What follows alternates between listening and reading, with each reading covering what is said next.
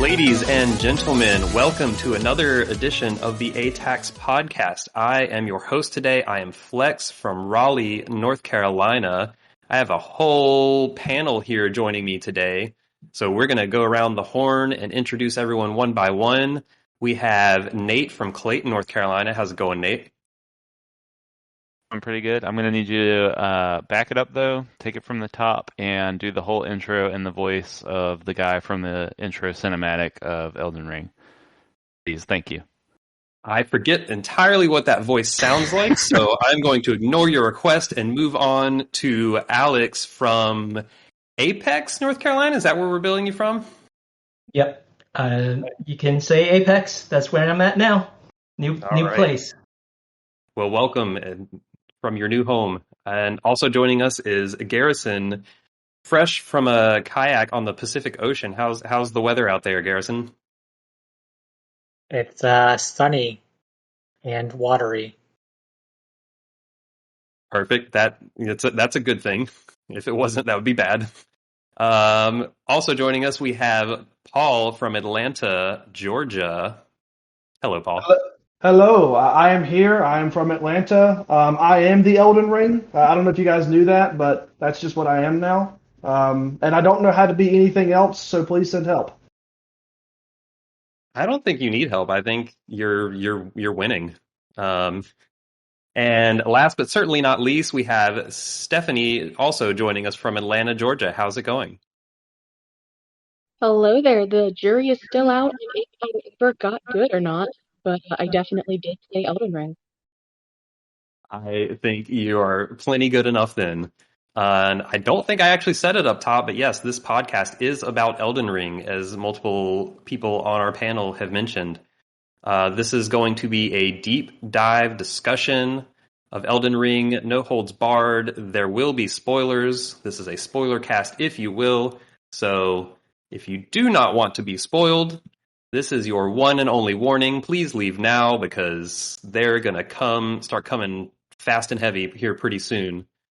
A little behind the scenes, since we figured there was a lot to talk about in this game, we are going to record this in two parts, but for the listener, this will just be one big long podcast. This first part is being recorded. The date is June 12th, 2022, and after the break will be part two. And with that, all of our glorious introductions out of the way, we're just going to get right to it. We're just going to dig on in. How do y'all feel about that? Yeah. All right, we're going to talk some Elden Ring.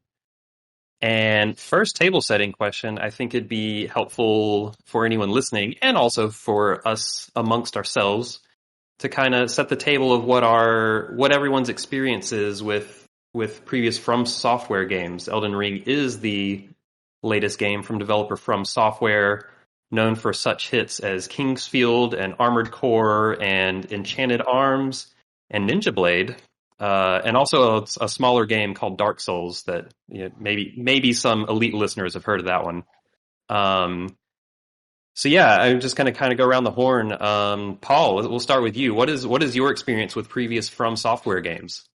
Yeah, so I may get the timeline a little bit off, but I feel like I did not play Demon's Souls because I did not own a PS3. I did play Dark Souls, that came out I recall it maybe in like an August or July time frame of 2011, because then Skyrim came out, and when Skyrim came out, I was about 2/3 of the way through the original Dark Souls, and I'd put that controller down and never picked it back up again. So my last boss I remember fighting there was Ceaseless Discharge. So however far that is in the game, that's as far as I got. Dark Souls 3, played it very late, and probably got about 1/3 of the way through that, and just really started beating my head against some section that I can't recall, but the mobs leading to the boss were difficult, and I could never get enough tries in on the boss to start learning patterns. And then that's just kind of when I gave up on that one. So not a ton of experience. So whenever I went into Elden Ring, I didn't know where I would really land with it. But I did play enough of the previous ones to know what a From Software game looked like. So I want you to clarify, did you stop Dark Souls 1 because Skyrim came out or because you got to a boss named Ceaseless Discharge? Well, it's because Skyrim came out, but getting to a boss named Ceaseless Discharge really did kind of put me off of figuring out what was coming up next. But no, Skyrim came out, and then once that happened, I just by the time I was ready to go back to that game, I would have lost all of my muscle memory, and I just never picked it back up. That is perfectly fair. Mr. Alex, what is your experience with the FromSoft games? Hey, so I last year I picked up Dark Souls Remastered for PS4, and that was my very first experience with a FromSoft game, and I didn't get too far. I had to look it up, the Dark Root Garden, I think. That was where I kind of stopped. I did get into a kind of a groove, and it did give me some insight into how these games work out. Of course, there's so many Souls-like games these days that it's impossible to avoid that type of mechanic where you die, you come back, you pick up all your stuff, and then there's a high level of challenging bosses. But I think that helped me a bit jumping into Elden Ring. Of course, I didn't have the muscle memory of probably some folks here who have played throughout all the games. So I still had to get used to how the button maps, the mapping was laid out. But I really got into it. Nice. Garrison, what about you? I'm a pretty big fan of the Souls games. So I played the Dark Souls games like multiple times, and like one of my big pandemic projects was going through that entire franchise again. I don't think I ever fully got good at those games, but I kind of have them down enough where I can get through them. So I enjoy them a lot. I've only played Bloodborne once, and I never attempted Sekiro. But I have pretty good experience with the Souls franchise, and I do enjoy those games a lot. Nice. Steph, how about you? Well, little known fact, I have played some of the Armored Core games, so I guess I'm a complete liar when I say I have not played a From Software game. But that's nothing like Elden Ring, and I've never played a Souls like before. So this was my first rendezvous with any of those Dark Soulsy-esque games. Nice. Yeah, it'll be nice to hear like what your first time was like. Though I will say you might qualify as the most hardcore FromSoft fan on here if you played Armored Core. So you might have us all beat, honestly. Armored Core 2 came out in 2000, I think, on the PS2, and there was just no other options at the time. So there we go. Well, not to divert from the Elden Ring topic here, but according to someone on the internet named Jeff Grubb, From Software is working on a new Armored Core game, so you might see that in a few years. Moving on, Nate, what is your experience with FromSoft? Well, I was in college when Demon Souls came out, and I remember seeing a video of that game being played on a website about video games, and went out and bought a PlayStation 3 in that game for some reason. So I've been along for the ride since the release of Demon Souls. Played all the Souls and the Bloodborns and the Sekiro, some of them multiple times. Some of those are some of my favorite games, period. So definitely big fan of this style of game. Yeah, and I pretty much mirror Nate as well. Demon's Souls, Uncharted 2, and Infamous all came out in the same year, and I went out and bought a PS3 Slim and said, I'm going to play this weird Japanese game that nobody knows what it is, and played Demon's Souls and loved it, and have played all of their games since. except for 3D Dot Hero. I didn't play that. But pretty much everything since Demon's Souls I have played, including all the ones Nate just listed. And that brings us to their newest one, which is Elden Ring. And this game's been super hotly anticipated. Obviously, Dark Souls was a huge fan favorite. People like Bloodborne a lot. I think people like Sekiro, though it didn't seem to catch on as much maybe in the public. But, I mean, obviously people like FromSoft games in general, and the hype for Elden Ring was huge, and open world and other marketing things like George R. R. Martin working on it, and it came out to huge success, huge sales numbers, and all of us have played it. And we're just going to start off talking about the biggest change in Elden Ring compared to all those previous games we were just talking about, which is that it is open world, because as I think Steph was mentioning, there is a lot of shared blood in Elden Ring with, let's say, Dark Souls. That's its closest comparison in terms of kind of the movement, the combat, and all of those things. But the biggest change is the open world aspect of Elden Ring. So I kind of want to just get everyone's opinion on, like, hey, how coming to the open world of Elden Ring, whether you have FromSoft experience or not, like, I guess kind of like, what's your broad high level take of the open world? Like, was this a good step for them to go to this open world format? Like, did the open world as a whole work for you? After we kind of get this high level temperature, we'll dive down to in some more nuts and bolts of the open world. But I actually want to start off with Steph, because you said you hadn't played like the Dark Souls games. So what was your experience like coming to Elden Ring, being kind of an open world Dark Souls, and like when you first started off with Elden Ring and jumping into the open world, like what was that experience like, and like how did it work for you? So realistically, honestly, for me, I think the non-MMO, like only open world game that I've really had a chance to experience has been Breath of the Wild. So for me, like stepping out of like the tutorial cave, it was like Breath of the Wild, and I was like, oh, look at how beautiful, and I'm gonna explore the land. And then I got my ass handed to me, and I went, this is not Breath of the Wild. What have I done? But then I got a horse, and it was okay again, because I could run away very fast. So those are my first takeaways. Yeah, they put this guy called Tree Sentinel right out of that intro area. And I feel like Tree Sentinel is very much meant to be like, hey, you don't think you can just roll up on anything you see and kill it immediately. It's like you might need to run away from some things. Yeah, I definitely hung a left out of the cave, and killed all the little bunnies and rabbit roos or kanga bunnies or whatever they were called. I just chased them like the first 10 minutes to make myself feel better, because there was some anxiety there, because Mr. Tree Sentinel was not a friend.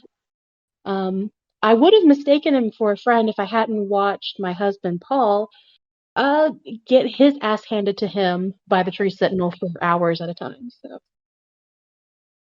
I too got my ass handed to me by Tree Sentinel many times. He's no joke. Yeah, he's no joke. Yeah, I actually, in that early segment, I kind of followed the waypoints. It was like a little bit tutorialized when you exit that crypt, and it's like trying to point you along. And I basically was just like, because I knew you get a horse in this game, but I didn't. You don't have it right at the beginning. So I was just like trying to follow the critical path until I got a horse. And I did a lot of sneaking early on, and I feel like they kind of guided you towards like doing a lot of stealthy stuff at the beginning as part of the tutorialization. So I remember just like creeping around in the forest, like, yeah, there's a big knight over there. I'm gonna ignore. I don't have a horse yet. So the one unique perspective I think I can bring is, from my understanding, correct me if I'm wrong, in the Souls games, there was kind of a linear-ish path to go. And I never felt the need to do that, so I never followed any of the ways that the Graces were pointing me. I used my JRPG tactics and went, I'm going to go the other way from every way it tells me to go. And then I was surprised to find out that that's not how the other Dark Souls games worked. Yeah, yeah. So the other and other people feel free to jump in on this if you want. But yeah, their other games, it's a little bit of a mix. Some of them, like Demon Souls, are just very like level structure. Some of them, like Dark Souls 1, are kind of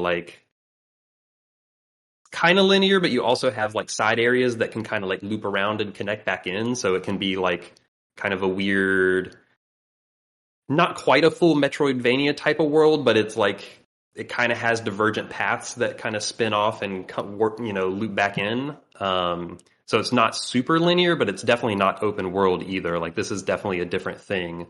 I'm curious, did that like knowing that you could go in different directions, did that make it feel more like, did that make it feel more approachable or more like, did you feel more comfortable like just being like, oh, I don't want to go this way right now and I'm going to go this way and do this thing and that's fun and I enjoy that right now? I mean, that made me feel comfortable, but I literally didn't know that there were no other options from that to begin with. So I was very spoiled. I was just like, this is just what it always has been. And it's like, no, it's not been that way. So it, no, I think I would have been appreciative of it, but since I've never had to experience a more linear or connective path like that, I was shocked to find out the other games weren't like that. Were the rest of you guys like relieved, or was it weird for you to like diverge from what you've seen in the past and go explore? I felt like every way was a nightmare and I shouldn't be going anywhere, and like I kind of felt like I should follow the sites of grace because that's going to lead me to some safety and then I'll come back and explore later. Which, as I'm sure we'll talk about, the sites of grace do lead you down a critical path, but very quickly you run into things that the game obviously doesn't want you there. They want you to go explore. But I had been so put off by my experiences of trying to explore the Dark Souls of the past that, kind of like Flex, I just crouched walked in the forest and then crouch walked through the valley and then crouch walked until I couldn't crouch walk anymore. And then I went, I really don't need to be here. I need to go somewhere else. And then that was even more terrifying because I mean the sights of grace are at least pointing me over this way. Were I you have ever, no idea what's over that way. were you ever aware that you could crouch run? No, I don't think I ever knew that. You could crouch. Well, It took me a while to figure that out too. I mean, eventually I just stopped crouching because I found this sword called Great Sword, and then I just started running and screaming for the rest of the game. But those first few hours, there was a lot of crouch walking, thinking that this is going to take a while. Yeah, so Garrison, I'm curious your take. Being as big a fan as the Dark Souls trilogy as you are, like how like first starting out in Elden Ring's world, like was it kind of a culture shock, so to speak, like being very different from something you're very familiar with, or like how did was it a jolt, or was it a pretty natural transition? I think it felt like a fairly natural transition for me. Maybe just because I had enough time to like psych myself up for it. I'm someone who's not a big fan of open world games in general. Um, but what I liked about Elden Ring's approach, which is also why I'm a fan of like Breath of the Wild, is that it's not like a bunch of map icons, a bunch of like identical side quests, but it really is just kind of like, here it is, go have fun, go do whatever you want, and like there are map icons and dungeons to find, and you know the arcane side quests to decipher. But I think by and large, I thought the structure worked out pretty well up to a point, and I think there's a point where I was like, okay, this open world is actually much too big, and these little mini dungeons are a little too repetitive, and so by the end, I was kind of missing that curated Dark Souls level design, um, which you do get some of in Elden Ring, but just not the same. And so I think I think the open world worked, but I think it could have been like 33% smaller, and I would have maybe had a kind of a more enjoyable experience overall with it. Yeah. What about you, Alex? Because you had played Dark Souls 1, um, so you had a little bit. You had some of the previous style. How did like the open world land for you compared to say Dark Souls 1? Yeah, I was pretty much operating under the assumption it was kind of like how I experienced Dark Souls 1, where it was, okay, this is the path I'm going to take. So I was following those sites of grace where they were pointing at until I hit that wall, that big giant troll at the gate. I had my fun with those knights at that camp. And then I was like, maybe at this point I should look around. And then I was like, oh yeah, I have a horse too, so I can get on this horse and just, bolt it to the other side of the map. So I started kind of going from there and kind of trying out different areas. And that was when I started to understand, okay, I can look around in these caves. I'm leveling up. Okay, I'm getting stronger. Now I can try to go back to that big giant troll and see if I'm doing any better. And it still wasn't quite enough, but I was noticing some progression of my character. Did you enjoy, like, I don't know, the openness? Like, did it work for you to be like when you hit a wall and then you go somewhere else? Like, did that kind of flow and structure work for you? Like, did you like that, or like, would you Yeah, have liked been able to go more critical path, or did you like being like, oh, here's a wall, I'm going to go somewhere else for now?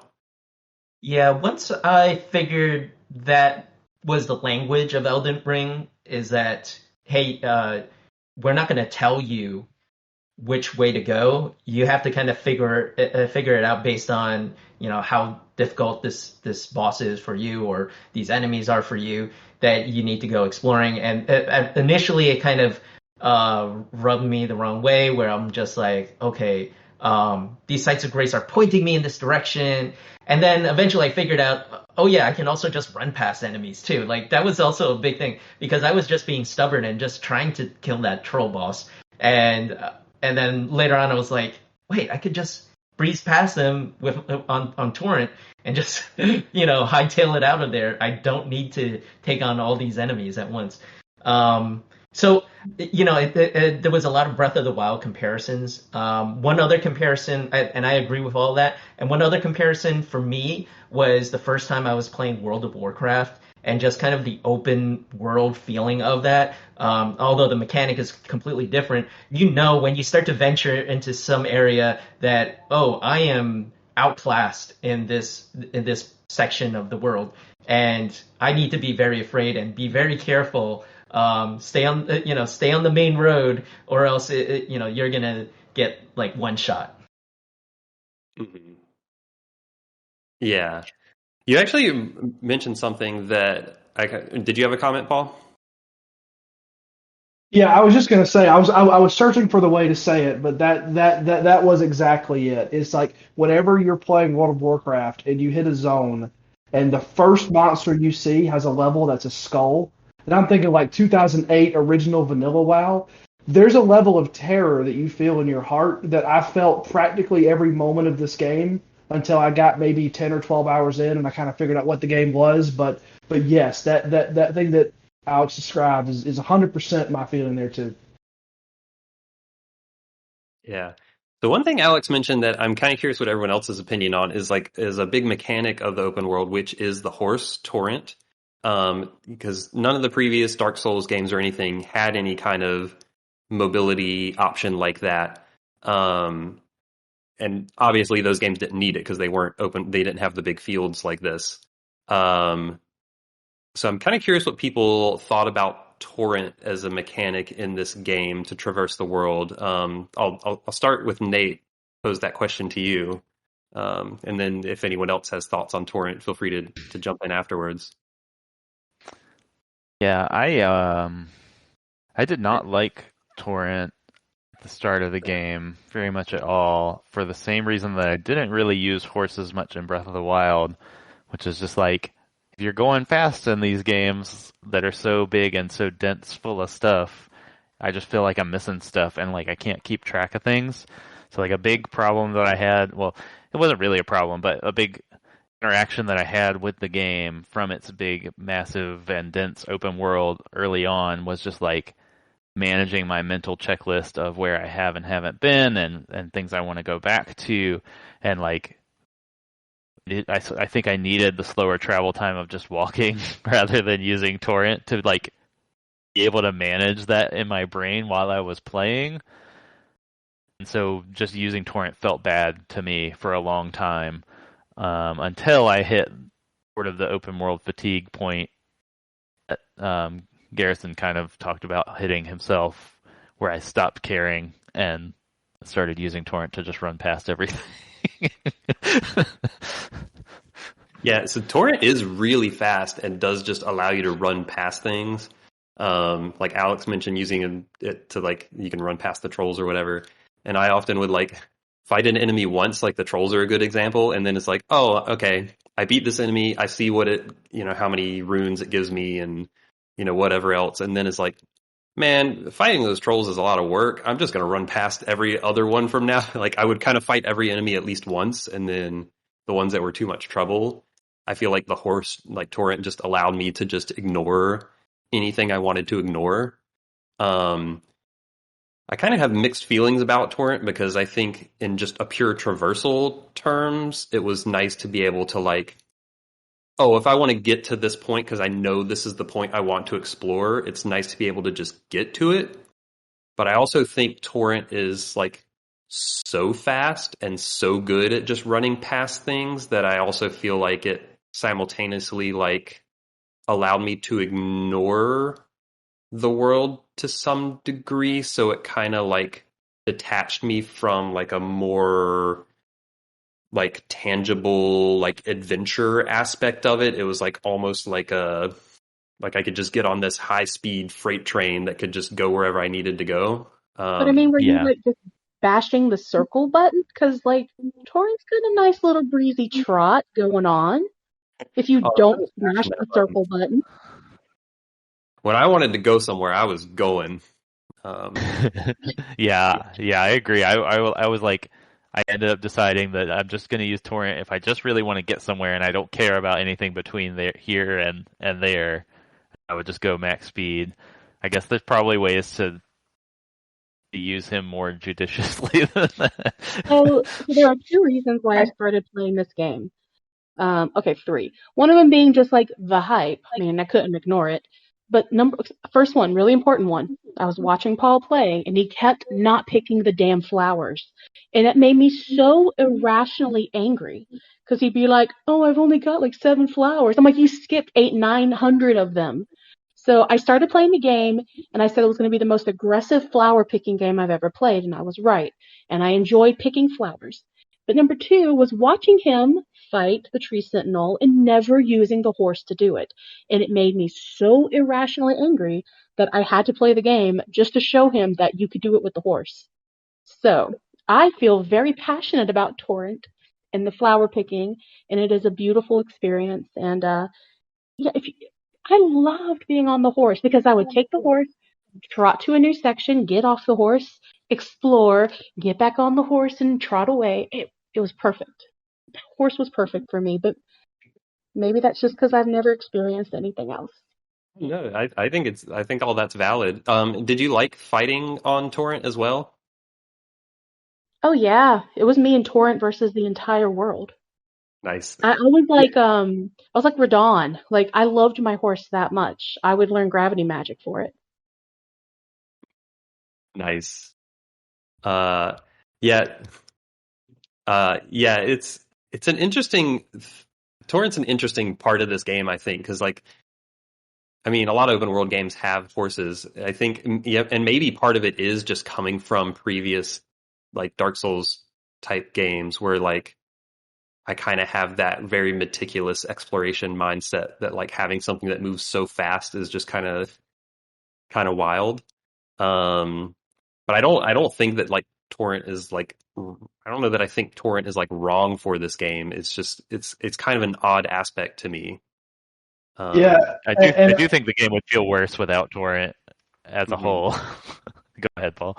yeah, no, I was just gonna kind of say, like, as someone who didn't play as much of the other Souls likes, I too had a really hard time with using Torrent in the beginning, but then once I sort of spent some time on horseback doing some fighting, and I realized that I could just about do the same amount of exploration as long as I wasn't sprinting with Torrent. I actually ended up doing a lot of being on him, doing a lot of horseback fighting of regular enemies, and not really sprinting around as much as just traversing the world at his trot speed. And I thought that felt pretty good.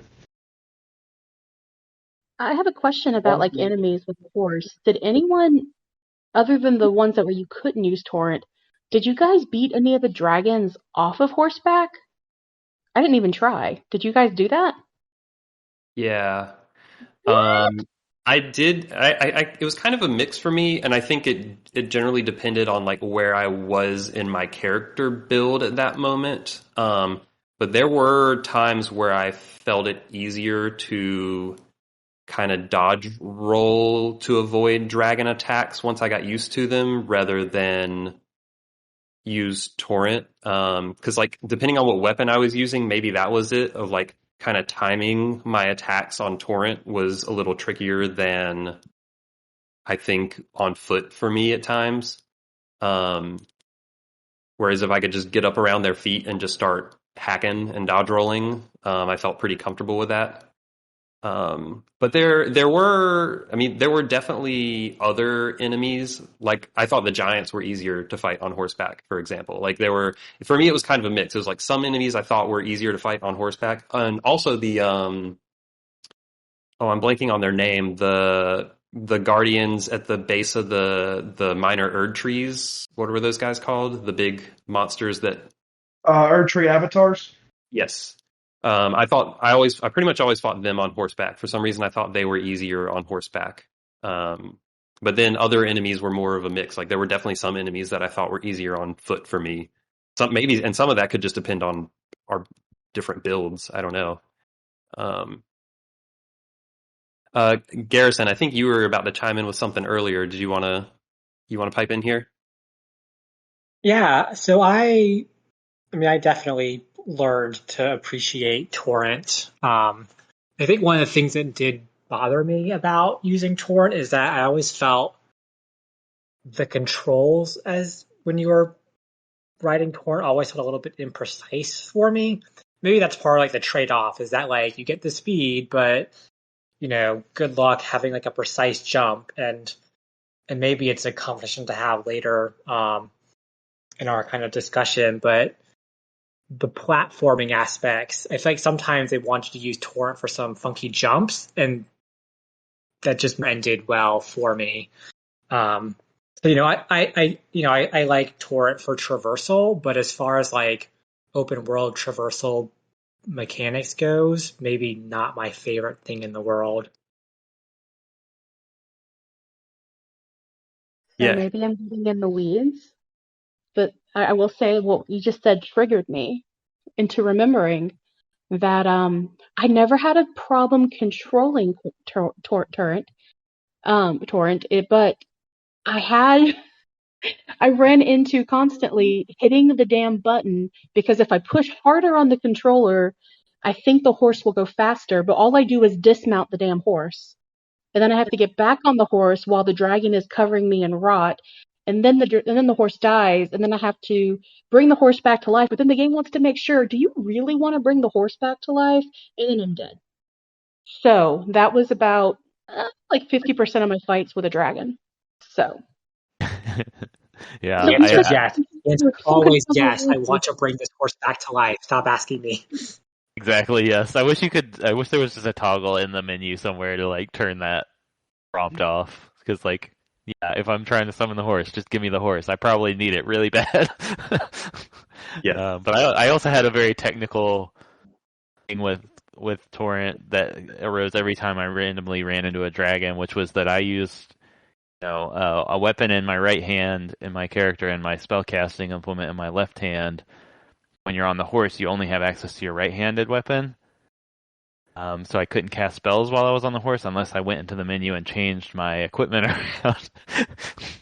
So there is a way to switch hands on your horse, which I discovered well over 100 hours into the game, but I forget it now, but it's one of those like hold triangle, press L1 type of button combinations, and it'll switch which hand you have active while on the horse. So that would have been useful to know.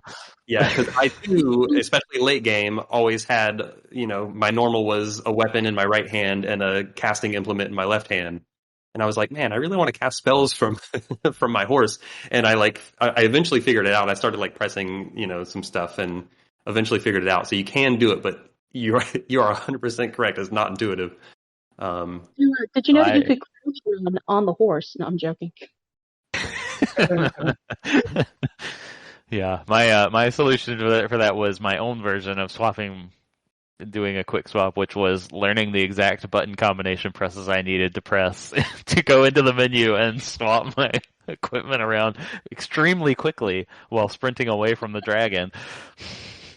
So this is not related to the horse, but as the game went on and my inventory filled up so much, and I had like a small handful, like a half dozen core right-hand weapons I would switch between, I started throwing every other weapon into the stash so that if I needed to switch a weapon mid-fight, because I was always bumping up against my equip load, that I didn't want to equip 2 weapons, I would, have a short list to go between. You guys played this game very differently from me. A short list of a half a dozen weapons, spells. No, I had one sword, and I used that from the time I found it to the time that I whacked the Elden Beast with it. I don't know of any of these other things you're talking about. Yeah, Go ahead. Sorry.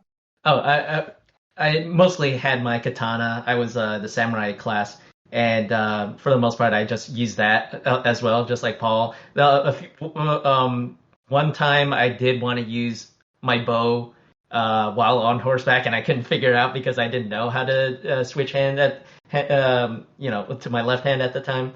But in general,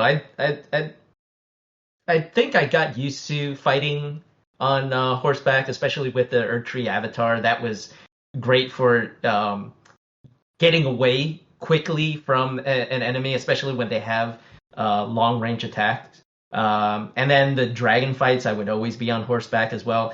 And it was just like this amazing cinematic moment when you're being chased down by the dragon that's flying and just burning the ground behind you. And it just felt like to me, that was like a Game of Thrones moment when like the dragons were just like burning the fields behind you.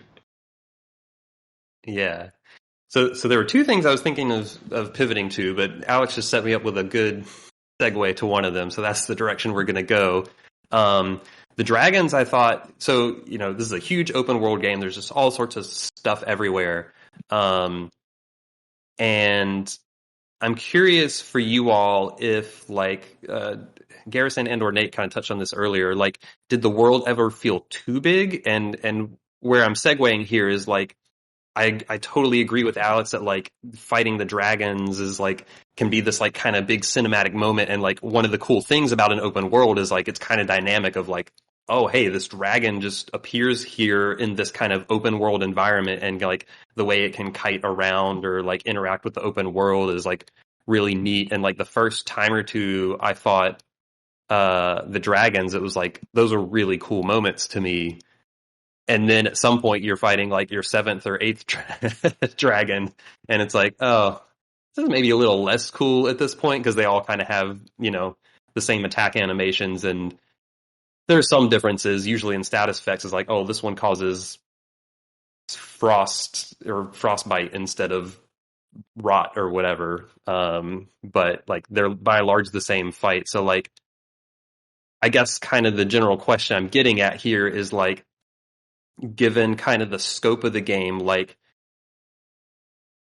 did you feel like, see how to word this, like, going through all of those things, even when they popped up multiple times, like, did you appreciate that you had multiple chances to kind of like engage? And I'm using the dragons as an example, but this occurs for tons of things in the games, like the minor Erd trees, all the mini dungeons, the night cavalry bosses. There's actually a handful of like boss categories that you kind of fight repeatedly.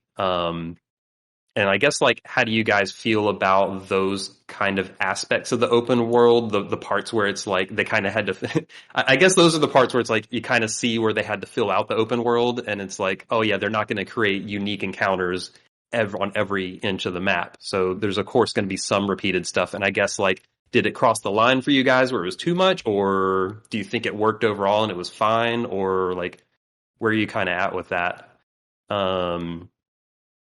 I I'll can jump in. go for it. So one of the things that I really appreciated about the game was that, like, I felt like I had a definite sense of progression. Like, there were some bosses that really, thrashed me the first time I fought them.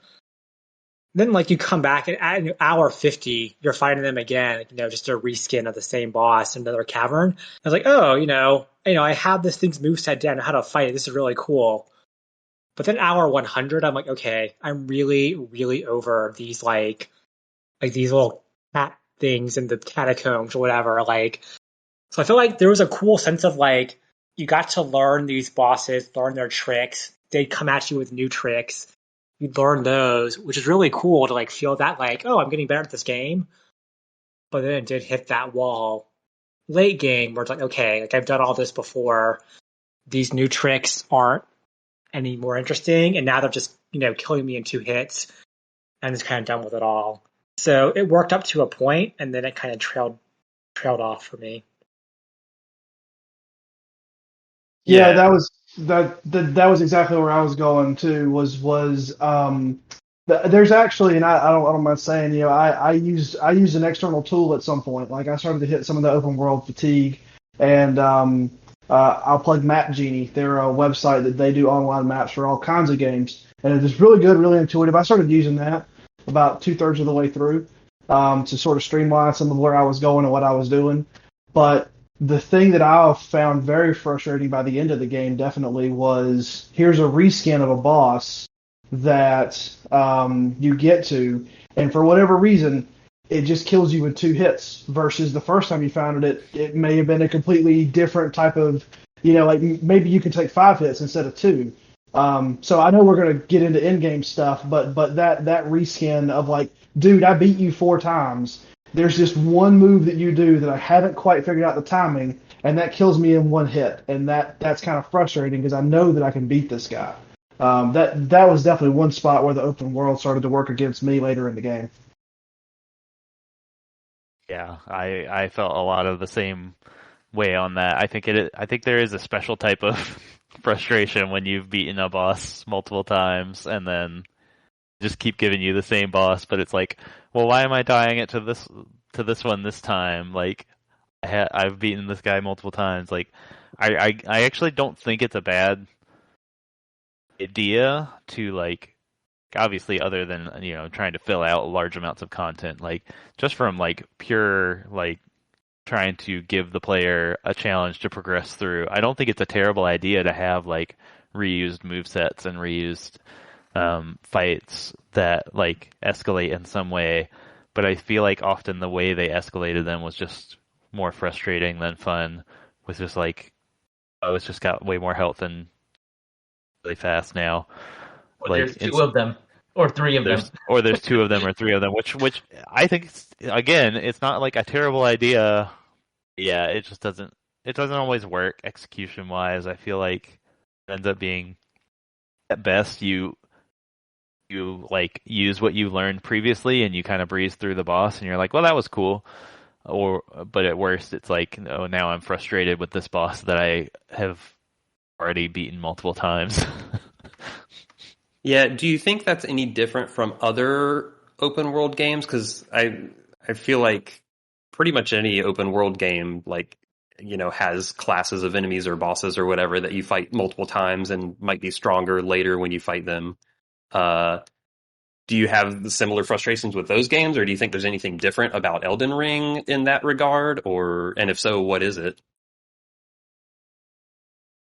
Anyone can jump in here. Yeah, there's a sense of like victory whenever you finally beat that boss, right? It doesn't matter how you beat them, how you cheese them. In a Souls game, once you beat that boss, you've beat it. You're never gonna have to see their stupid face again. And then 25 hours later in this game, gosh damn it, you're back, and I barely beat you the first time, and now I need that death route. So I guess we're just gonna do this again. And there's this weird sort of, at least for me, there's this weird frustration because like I got past you by the skin of my teeth last time. You weren't supposed to come back, and you weren't supposed to come back stronger. So that's kind of where that may be a uniquely me thing. That may be how I interact with this series of games. Is thank God I never have to see Godfrey or Godwin or Godric or whoever they are ever again. And then bam, there they are.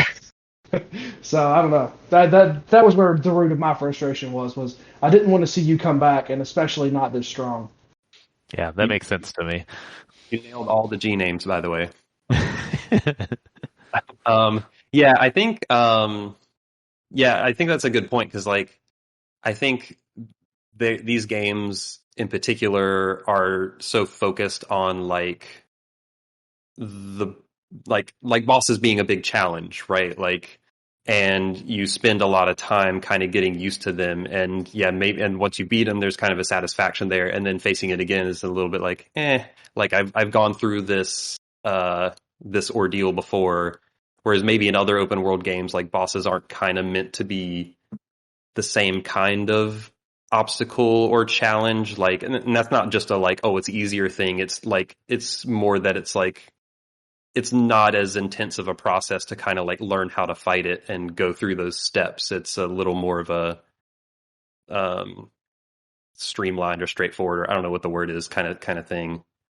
Yeah, I had a bit of a different, I guess, experience with all of that. So I definitely did hit a wall with the amount of world there was to explore, but I hit it for a very specific reason, and it kind of ties in with what you guys are talking about with these bosses reappearing. So I was a big fan of the Twin Blade.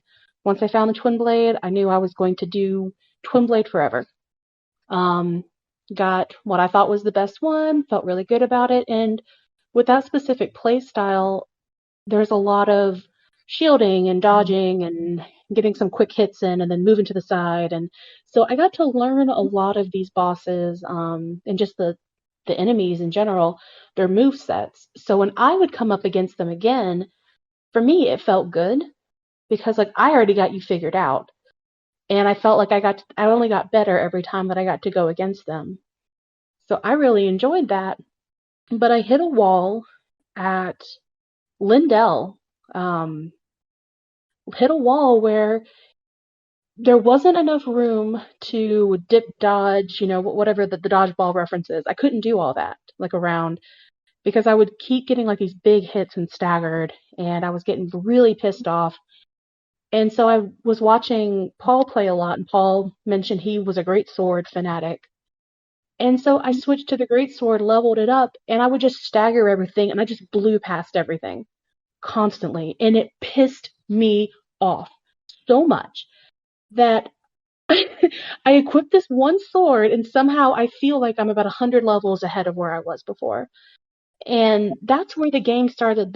I hit the wall of, I don't really want to explore anything anymore because I can't do it the way I want to. I want to do it with this Twin Blade. I want to have this beautiful experience that I was having before now, but if I can't stagger this enemy, then I'm just gonna die, and there's no damn point. And it's not entirely because I'm not getting good. It's just I can't stagger them, and it's the only way to get a good hit in. So I got pissed off at the game, and I don't know. I just stopped having fun with it at that point, where it wasn't about going and leveling up anymore. It was, I don't know, maybe it was just really stubborn. I tried respecking to do some spells to go with the twin blade. I couldn't get the twin blade to work, and it made me so mad that about then I just stopped kind of caring and started just rushing through the areas. So that's why I got kind of fed up. I didn't want to use the damn big sword. Why? Yeah, I actually had an experience that wasn't that far off from you, where like you hit that same relative area of the game and just realized that like anything that does big stagger damage is just super overpowered in this game. And so I didn't do it with a greatsword, but I did switch to tactics that would stagger enemies and like completely steamrolled the rest of the game from then on out. Yeah, I feel like there's so two comments here, and then I'll pass it on to someone else. One, I think the one thing that I did appreciate about I think for the most part I thought like bosses and stuff were reused a little too much, and I definitely got fatigued on them. I think the one thing that could potentially be interesting there in this game in particular is that like as I leveled up and like my build evolved and changed and my weapons changed and all that stuff, like I could kind of experience like fighting the same monster with like kind of a like a more I don't know like a more fine-tuned build, so to speak, and like that could be kind of interesting of like, oh, how do I do against this now, against this boss that I fought 20 hours ago, now that like my character's changed some. But I don't know if that was worth the trade-off. I think the other thing that's interesting about this game, and maybe this is another pivot point for us to talk about, is like, okay, so for me, one of the big appeals of, let's say, Dark Souls was always just like the variety of character builds and stuff you can do. It's like, you can go full on magic, you can just go full on big burly greatsword wielding man, or kind of any number of things in between. And I always felt like in those games, certain bosses would be harder for certain builds. So it's like, oh, if you're rolling magic, like you might just smoke this one boss, but this other boss is going to be a tough time. Whereas if you're like a melee build, it's the other way around. And I guess I'm kind of curious, like, how did you feel like given the open world nature of this game and kind of the more sprawling? Like, did you do so? Like when I played the Demon Souls remake a couple years ago, I had a lot of fun just like kind of switching around my gear based on the situation, and I was just like kind of always juggling stuff around. And I kind of did that a little bit in this game, but I also found that like I definitely found things that just kind of like universally work, stagger being one of them. Like I also noticed that it's like, oh yeah, if I'm just staggering stuff, like they're not they're not getting the move. So I'm kind of curious, like with just like the pure breadth of this game, like I guess the big open worldy question here is like, given just how big this game was, like to me, I guess it kind of feels like it was harder to have the fine-tuned balance that like their previous games have that felt like a little tighter. Whereas this game, it felt like if you could kind of find, because I don't think stagger is the only thing that works in this game. Like I do think that like I've seen people say like they did really good stuff with magic or with bleed, or I'm sure there's a couple other things that I'm not thinking of off the top of my head right now, but like did you guys, or did all of you like feel like the game was like kind of receptive to different builds, or do you think like the sheer size of it made it hard to balance that stuff? I know. Too overwhelmed. I was way too overwhelmed to even begin to kind of experiment with a lot of that because I found a build that worked for me in the beginning. And like I said, I respect at one point. And at that point, I'm already 60 hours into the game. I'm used to playing a certain way, and I just could not play a different way. I also, being someone who's never played, I've watched videos of people playing Dark Souls. I thought all you did was roll around all the time and you would be okay. So, I had a very hard time fighting one of the first bosses. And, Josh had to be like, or Paul had to be like, hey, why don't you shield? Why don't you use a shield? You don't have to always just dodge and roll.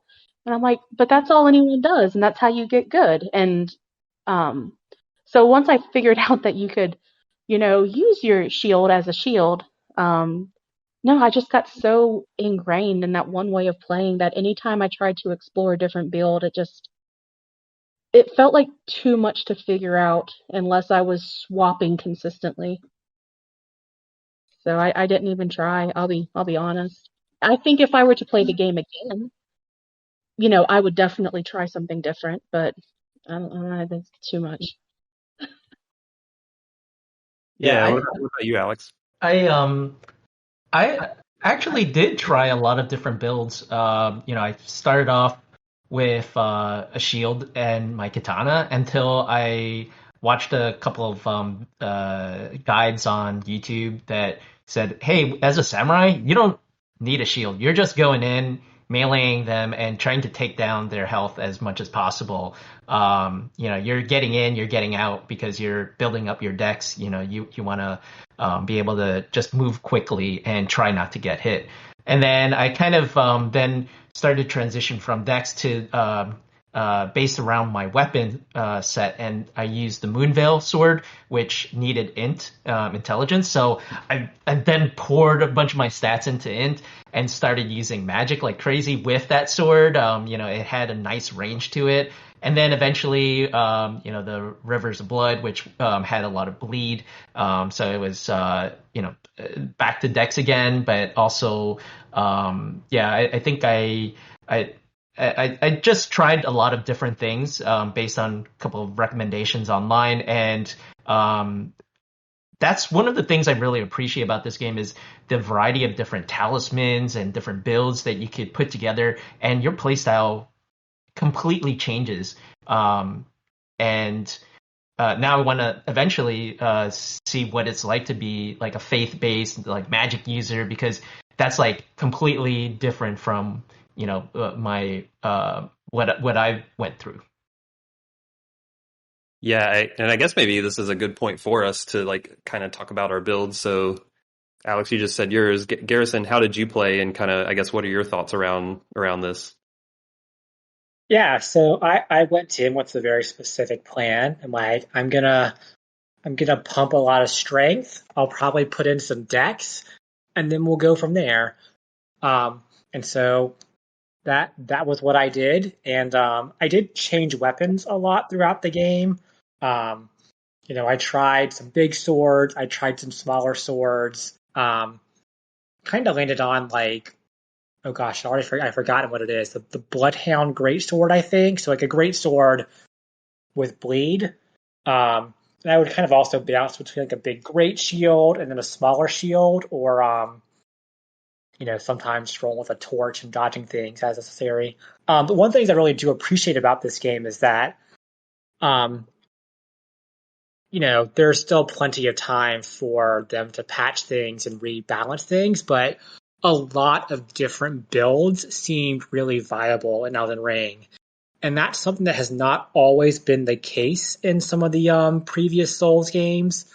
Anyone who's listened to me talk about Dark Souls 2 has heard me lament how had really cool and admittedly somewhat broken lightning and then nerfed it to uselessness.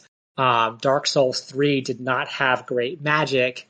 But in this game, it really does seem like they did a lot of work to make all sorts of builds viable, between just the general, like, in previous Souls games, you get to level 100, level 120 or so, but I finished Elden Ring like level 160, and that just gave me a lot more points to allocate. And so you get more ability to customize what you want.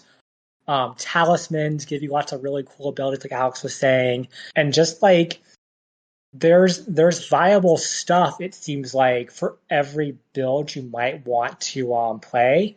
And certainly I think, to Steph's point, some things are better than others.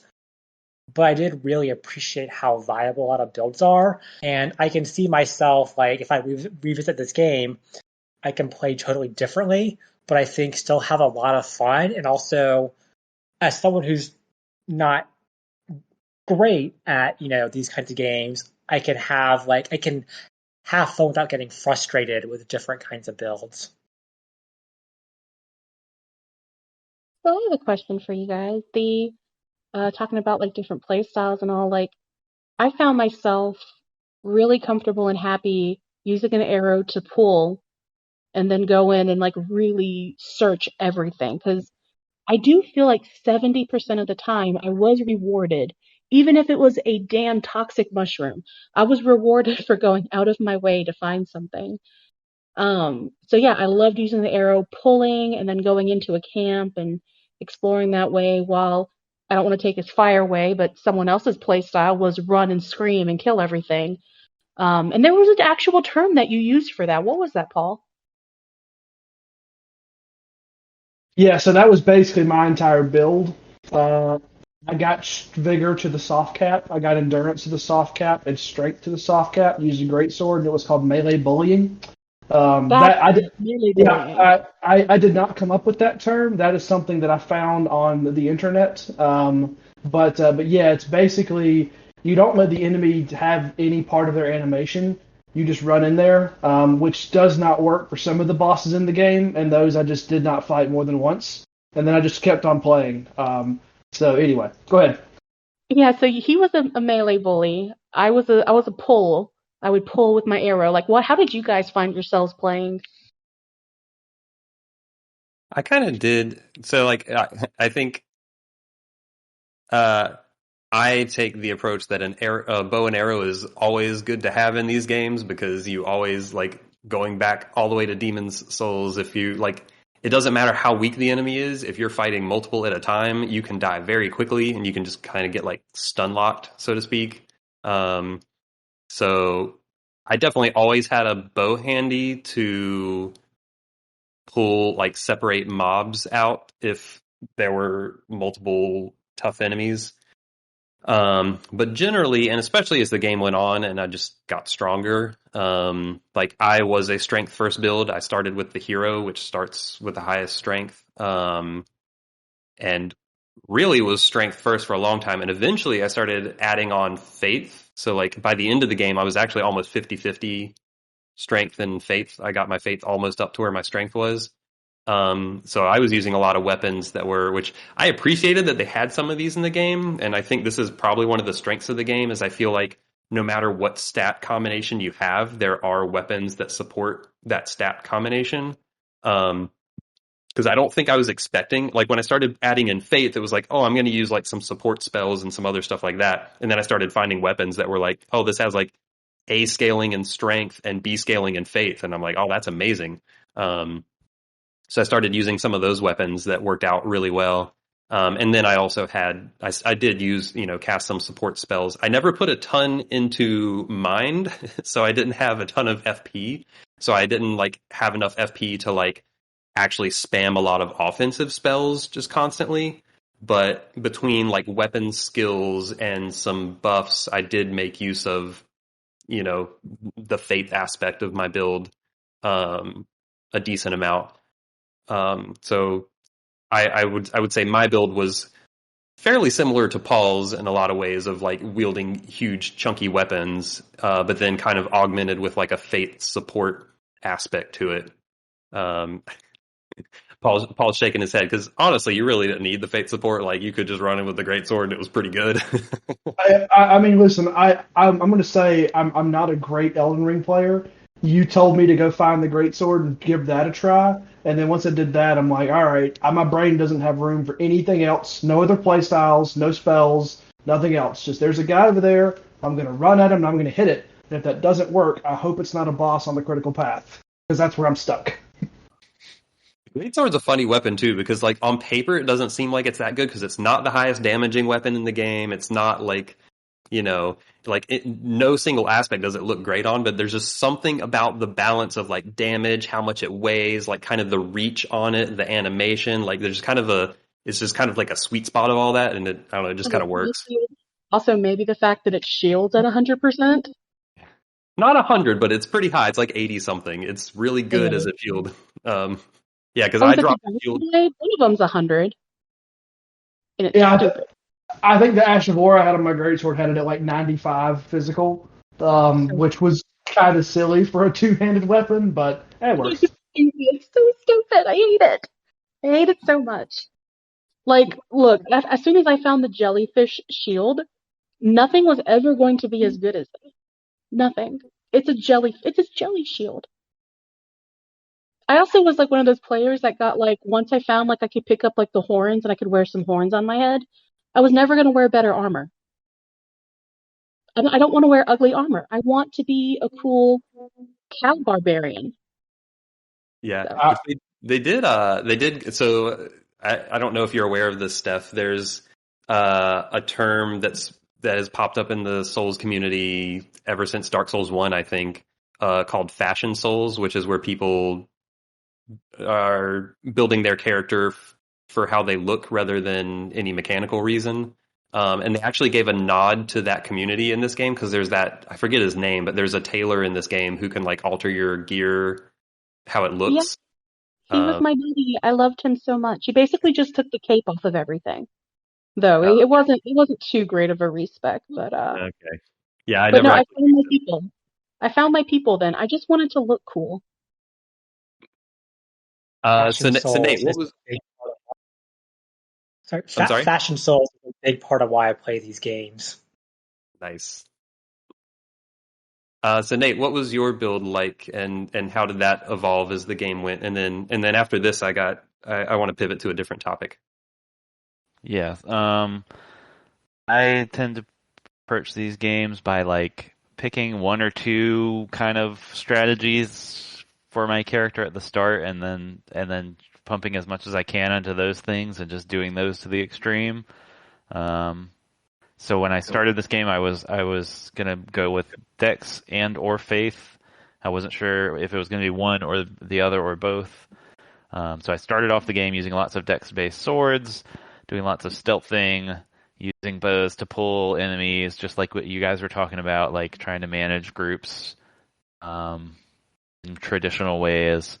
Then I eventually started pivoting more into Faith. Found that I really enjoyed the twin blades, just like Steph. So I got a lot of practice with the twin blade and using different spells, mostly flinging fireballs. And I think by probably like a third or so into the game, I like wasn't doing any stealth or like pulling enemies anymore, and I would just like get the most enjoyment out of just like walking into a camp with my twin blade and just taking them on and throwing out big fireballs and just going that way. And it was me at my most edgy Darth Maul cosplay, Sith Lord, just walk into there and try to mess them all up. Nice. It's a double-wielded lightsaber. That's why it's so cool. Yeah. Yeah, I saw the twin blades and I was like, I don't have the decks for this, but they look cool. Sorry, Garrison, did we talk about your playstyle? I think we covered everyone else. Did we get to you? Yeah, I mentioned it briefly. I was pretty much a big sword, and sometimes a smaller sword, and then sometimes a small shield, sometimes a big shield. I think Nathan was saying earlier how he had to learn to rapidly switch equipment when he was on Torrent. I did a very similar thing where I would bounce between like big, chunky, heavy armor and heavy shield, and like less heavy things. If I need to be able to roll, or if I need to be able to like take hits, I would just kind of switch my gear up pretty quickly. I got pretty good at switching on the fly. Nice. Yeah, so the next big topic I'd like to pivot to for kind of the world structure is this is kind of a two-pronged question, or maybe just two totally different questions. First, I guess like how did you, as you like went about exploring the world, like did you find it, like how did you find the tools to keep track of stuff? So like, you know, someone mentioned earlier, like, oh yeah, it's not throwing a bunch of icons on the map, like, we like to make fun of Ubisoft games or whatever else. Like, it's not kind of guiding you with quest markers and, that kind of guidance, but it does give you kind of the tools to place markers on the map yourself, which for my money was fairly robust. Like, you had a bunch of different icons and types of markers you could place. So one question is, like, how did those tools work for you, and like your ability to kind of explore the map, and like, did you enjoy Elden Ring's kind of player driven take on map exploration? And then I guess the other question is, like, what was kind of your path through the world? Like, did you did you stumble into Caelid early? Did you, like, I don't know, kind of mostly go through, kind of what felt like the intended order of difficulty, or did you have any kind of like weird moments of like stumbling into something that was like, ooh, this is going weird? So I guess just kind of like that whole like exploration angle of like, just this world is so huge, and like, how do you manage all that, and like, how do you find your way through this world, like, kind of more long term? I'll say one little thing, and then I'll pass it to or it sounds like Paul wants to go, so maybe I'll pass it to Paul next. But one thing I thought was interesting about this game is actually how it managed its map. Is like the way it framed the world map was like so you start in Liurnia, and the way the map is sized, it kind of frames it as if that's the whole world. But then as you find new pieces, the map would expand, and it just keeps getting bigger, and you never actually know until basically the end of the game how big the map actually is. I thought that was kind of a neat trick, because I feel like a lot of open world games, like, even when you have to climb to the tower to fill in the part of the map, like, you still kind of know the general size of the world at the start. So I thought that was kind of like a neat way to like kind of add some more mystery to the world. I did really appreciate that. And then of course, when you add in the fact that there's like whole underground areas too, like, that expands the map even more. But yeah, kind of going back to like, just how did you guys like digest and explore all that? Paul, Alex, either of you want to jump in here? And Yeah, I mean, I think mine's gonna be pretty quick, honestly. I got overwhelmed, honestly, with just how the map was working and the number of things. I basically started using the third-party map tool after I had gotten Caelid mapped out, Limgrave, Liurnia. It was when you started to move into the Altus Plateau or Volcano Manor, like whenever you start to get to that part of the map, but before you get to the capital city. That's when I started using the third-party map tools, because I just could not keep up with everything.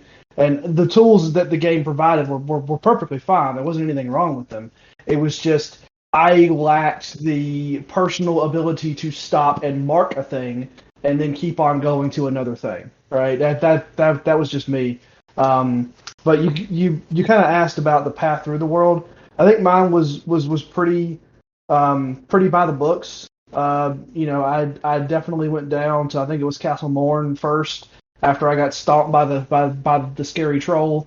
Did some leveling over there in East Limgrave. I did not stumble into Caelid. I saw Caelid at a distance, and I saw that red meant bad. So I just sort of like that's where I left, because I didn't quite know where Caelid was in the grand scheme of the game. But then, going through the academy, and then heading to Caelid after that, and then just kind of moving on from there.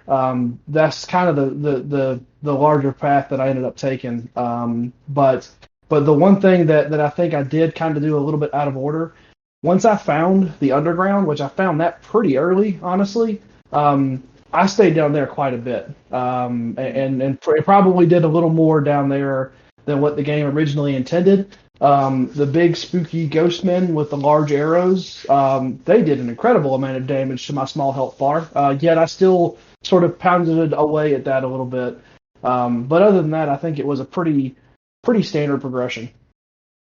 did you like, I don't know, did you like that progression through the world? Like, I guess, like you said at first, it felt overwhelming, but like as the game went on, like, did you feel more comfortable with it? Like, do you feel like it worked? I think that by the time I started using the third party map tool, I felt like I knew the broad direction the game was pushing me in, which I didn't really feel like I knew that when I first started using that tool.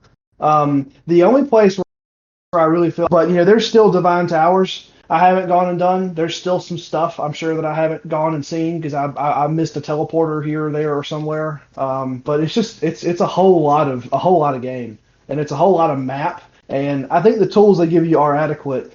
I'm just not the kind of person or player that can really use those tools to their fullest to explore the world the way that the developers intended me to. Yeah, it sounds like the map tool helped you out a lot that you used. How did you like exploring the world, Alex? Like, and just kind of the tools they gave you, and like just navigating your way through this huge world. Exploration in this game was absolutely my favorite thing about it, more so than the combat or the story. Like it was paramount that like I needed to uncover all areas of the map. Anytime I entered a new location, I would look on my map for that little indicator where the map would reveal itself, that item. So that was kind of the first place I kind of beeline to. And so in Limgrave, I went south and then kind of did all the areas in there. And there's always like something cool in the distance, like that walking mausoleum. It's just like, this like amazing sight, like in the distance, you're just like wondering to yourself, what is that in the distance? I have to go check it out. So there's so many times where that happened where I'm like trying to accomplish a certain goal and then I just get sidetracked doing something else because something caught my eye, like a caravan of like monsters and trolls like coming by with like a treasure chest, and you're just like, oh, okay, let me check that out. So I love that part of that aspect of this game. After Limgrave, then I went over to the Lakes region. I pretty much tried to do everything on my own if I could. I think a lot of the NPC quest lines were where I really needed help, so I had no qualms about just looking that up, going online just to make sure, because it's so easy to miss critical steps and not see an NPC anymore, or just like bypass large portions of their quest line. But yeah, after the lakes area, I beat the boss there, then went to Caelid, finished that area, and then just kind of did the rest, in the northern parts. I would try to do every single cave if I could. Any tree on the map, the Erd tree, I would, try to go there, defeat the boss if I could. There was like one instance where I would get stuck on those. I think someone mentioned those cat statues, and those things. When there were two of them, I had a lot of trouble with that until I leveled up a bit more and then came back to it. But yeah, for the most part, I think the fact that everything was just kind of discoverable on your own was what really drew me into this game. Yeah, exploration is definitely my favorite part of the game as well, and I'm totally like you. Is like when I got into a new area and like I was like, all right, I need the map piece. The map piece is nothing else matters until I find this map piece. So I would like try and find like where because they do give you like a little icon on the map of like, oh, here's where you're going to find the map piece.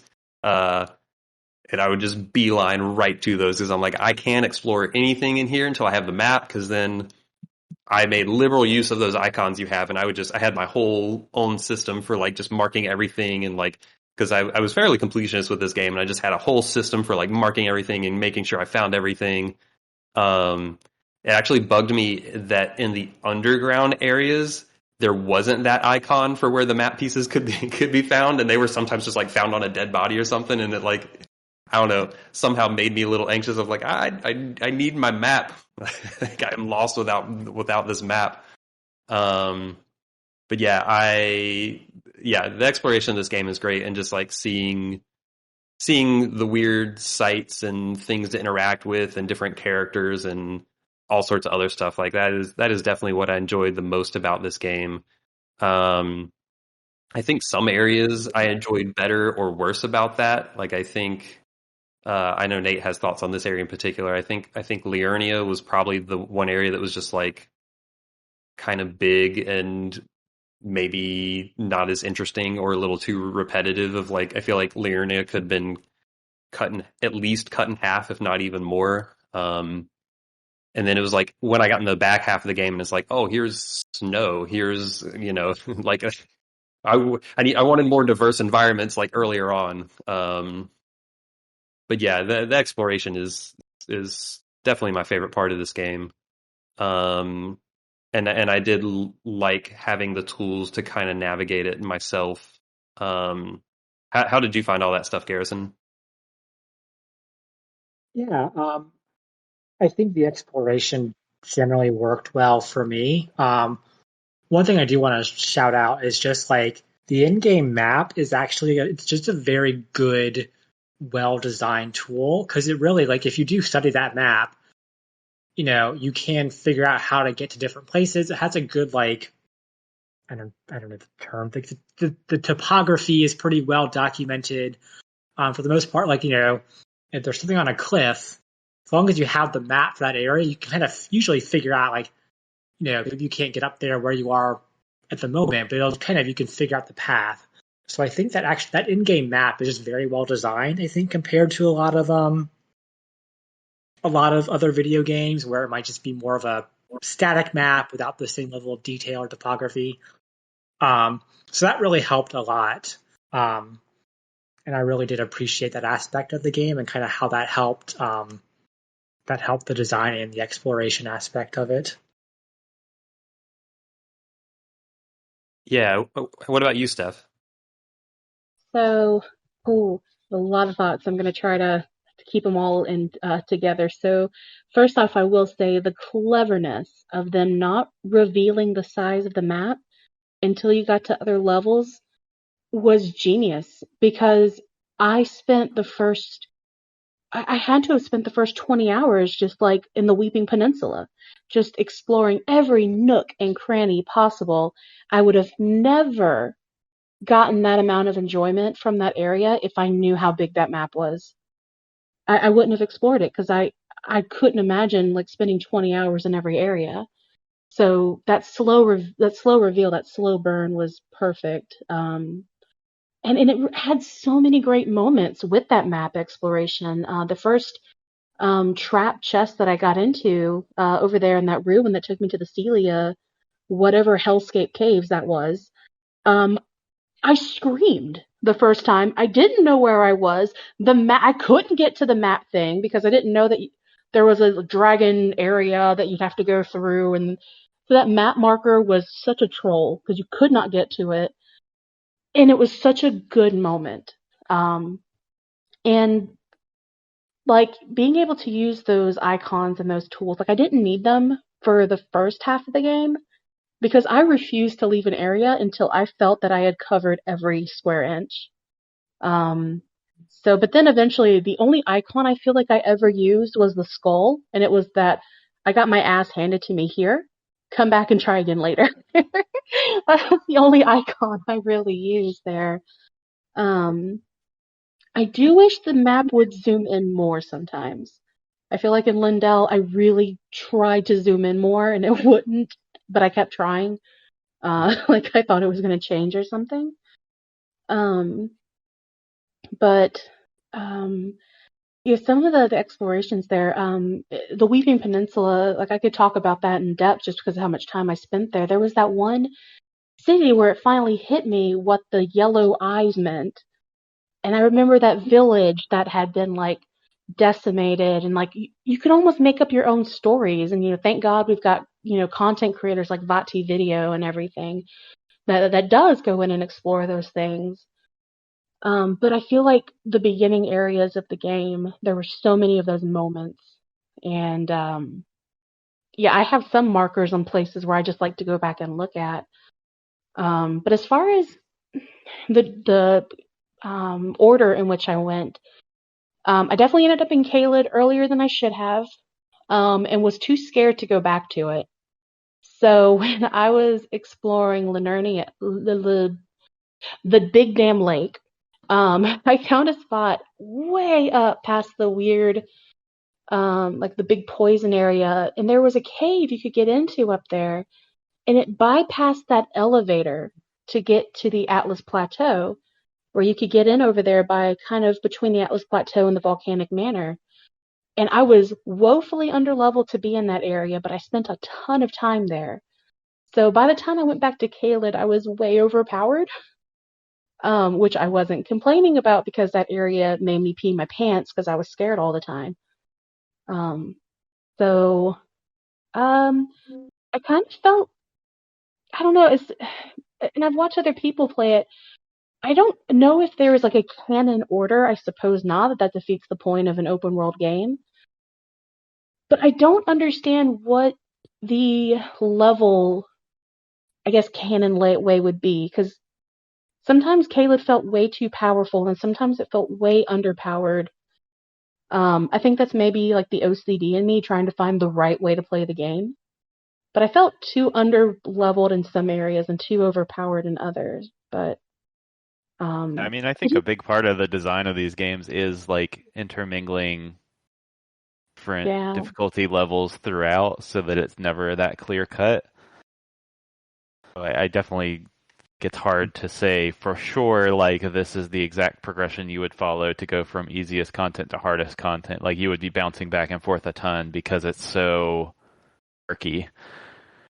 Yeah, I actually did bounce back and forth a lot in this game. Caelid's a really interesting area in particular because I feel like Caelid almost has 3 or 4 subregions within it that are kind of different difficulties themselves. Like the Dragon Barrow or whatever area in like the upper right of Caelid is like those dragons are no joke. And they're just like regular normal enemies. They're not like boss dragons.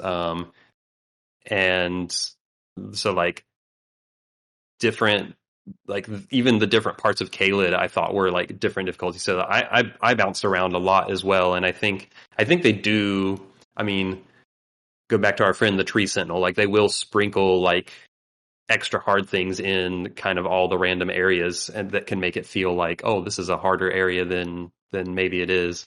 The funny thing I did was I explored all of Limgrave, did Stormvale, did all of Liurnia, Raylucaria. I even dipped into parts of Caelid. I did all of that stuff before even stepping foot onto the Weeping Peninsula.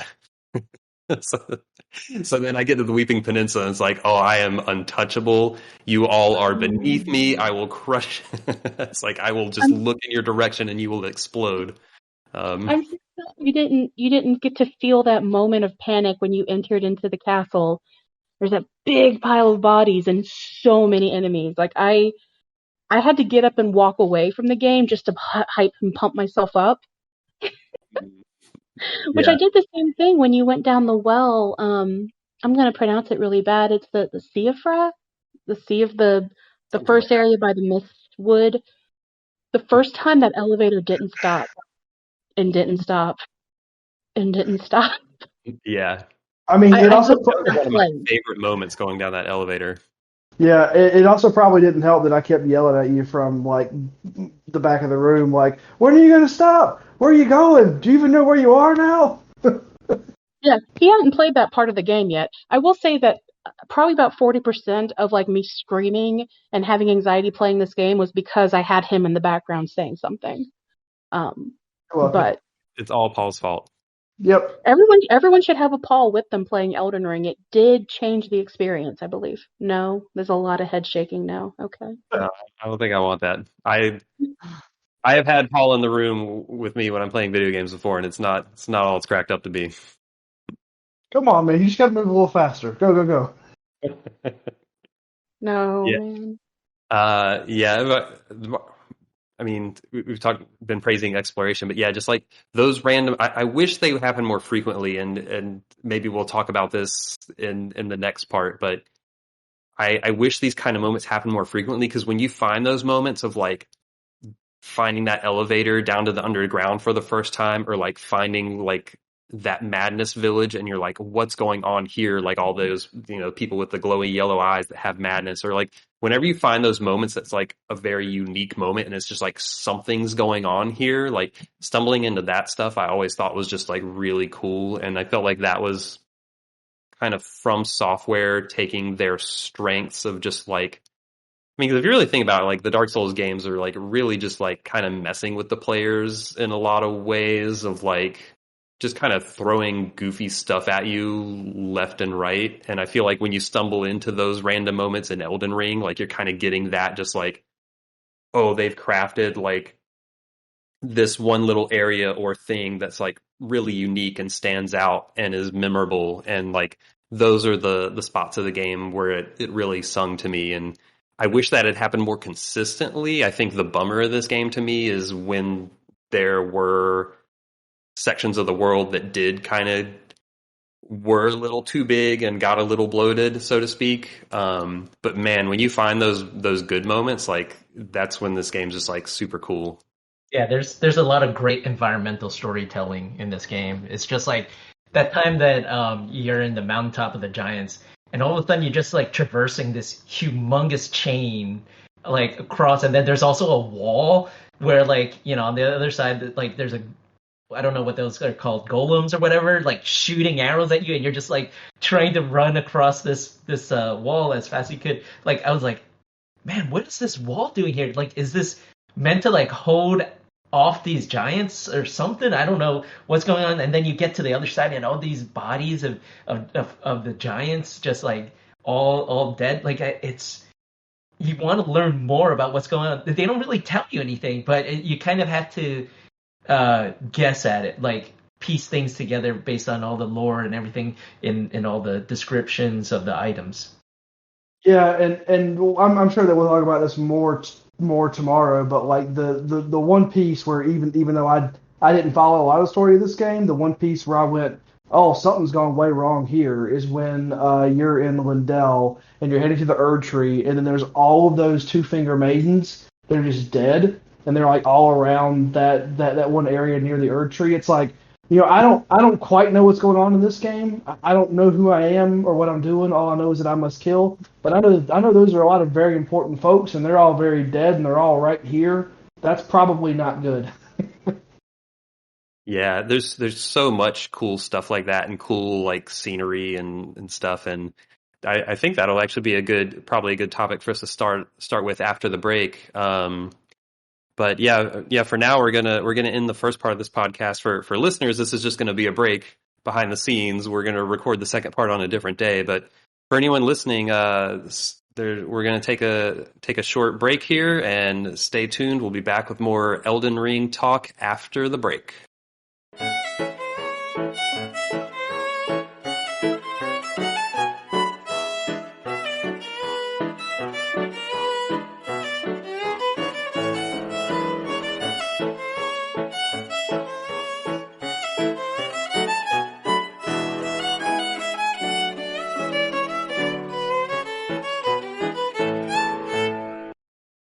Ladies and gentlemen, welcome back from the break. This is the ATACS Elden Ring Special Edition Deep Dive Super Podcast. I'm still Flex, joined by Paul, Alex, Nate, and Garrison. We are all still here. Steph has left us, but we are soldiering on. And for anyone listening, you just came back from a brief break. For us, it has been a week and a half between the first part and the second part. It is now June 23rd, 2022. We have jumped through time, but we're going to keep talking about Elden Ring. And last time we talked a whole lot about the world structure, progression, all these kind of big topics. And Elden Ring is a very large game.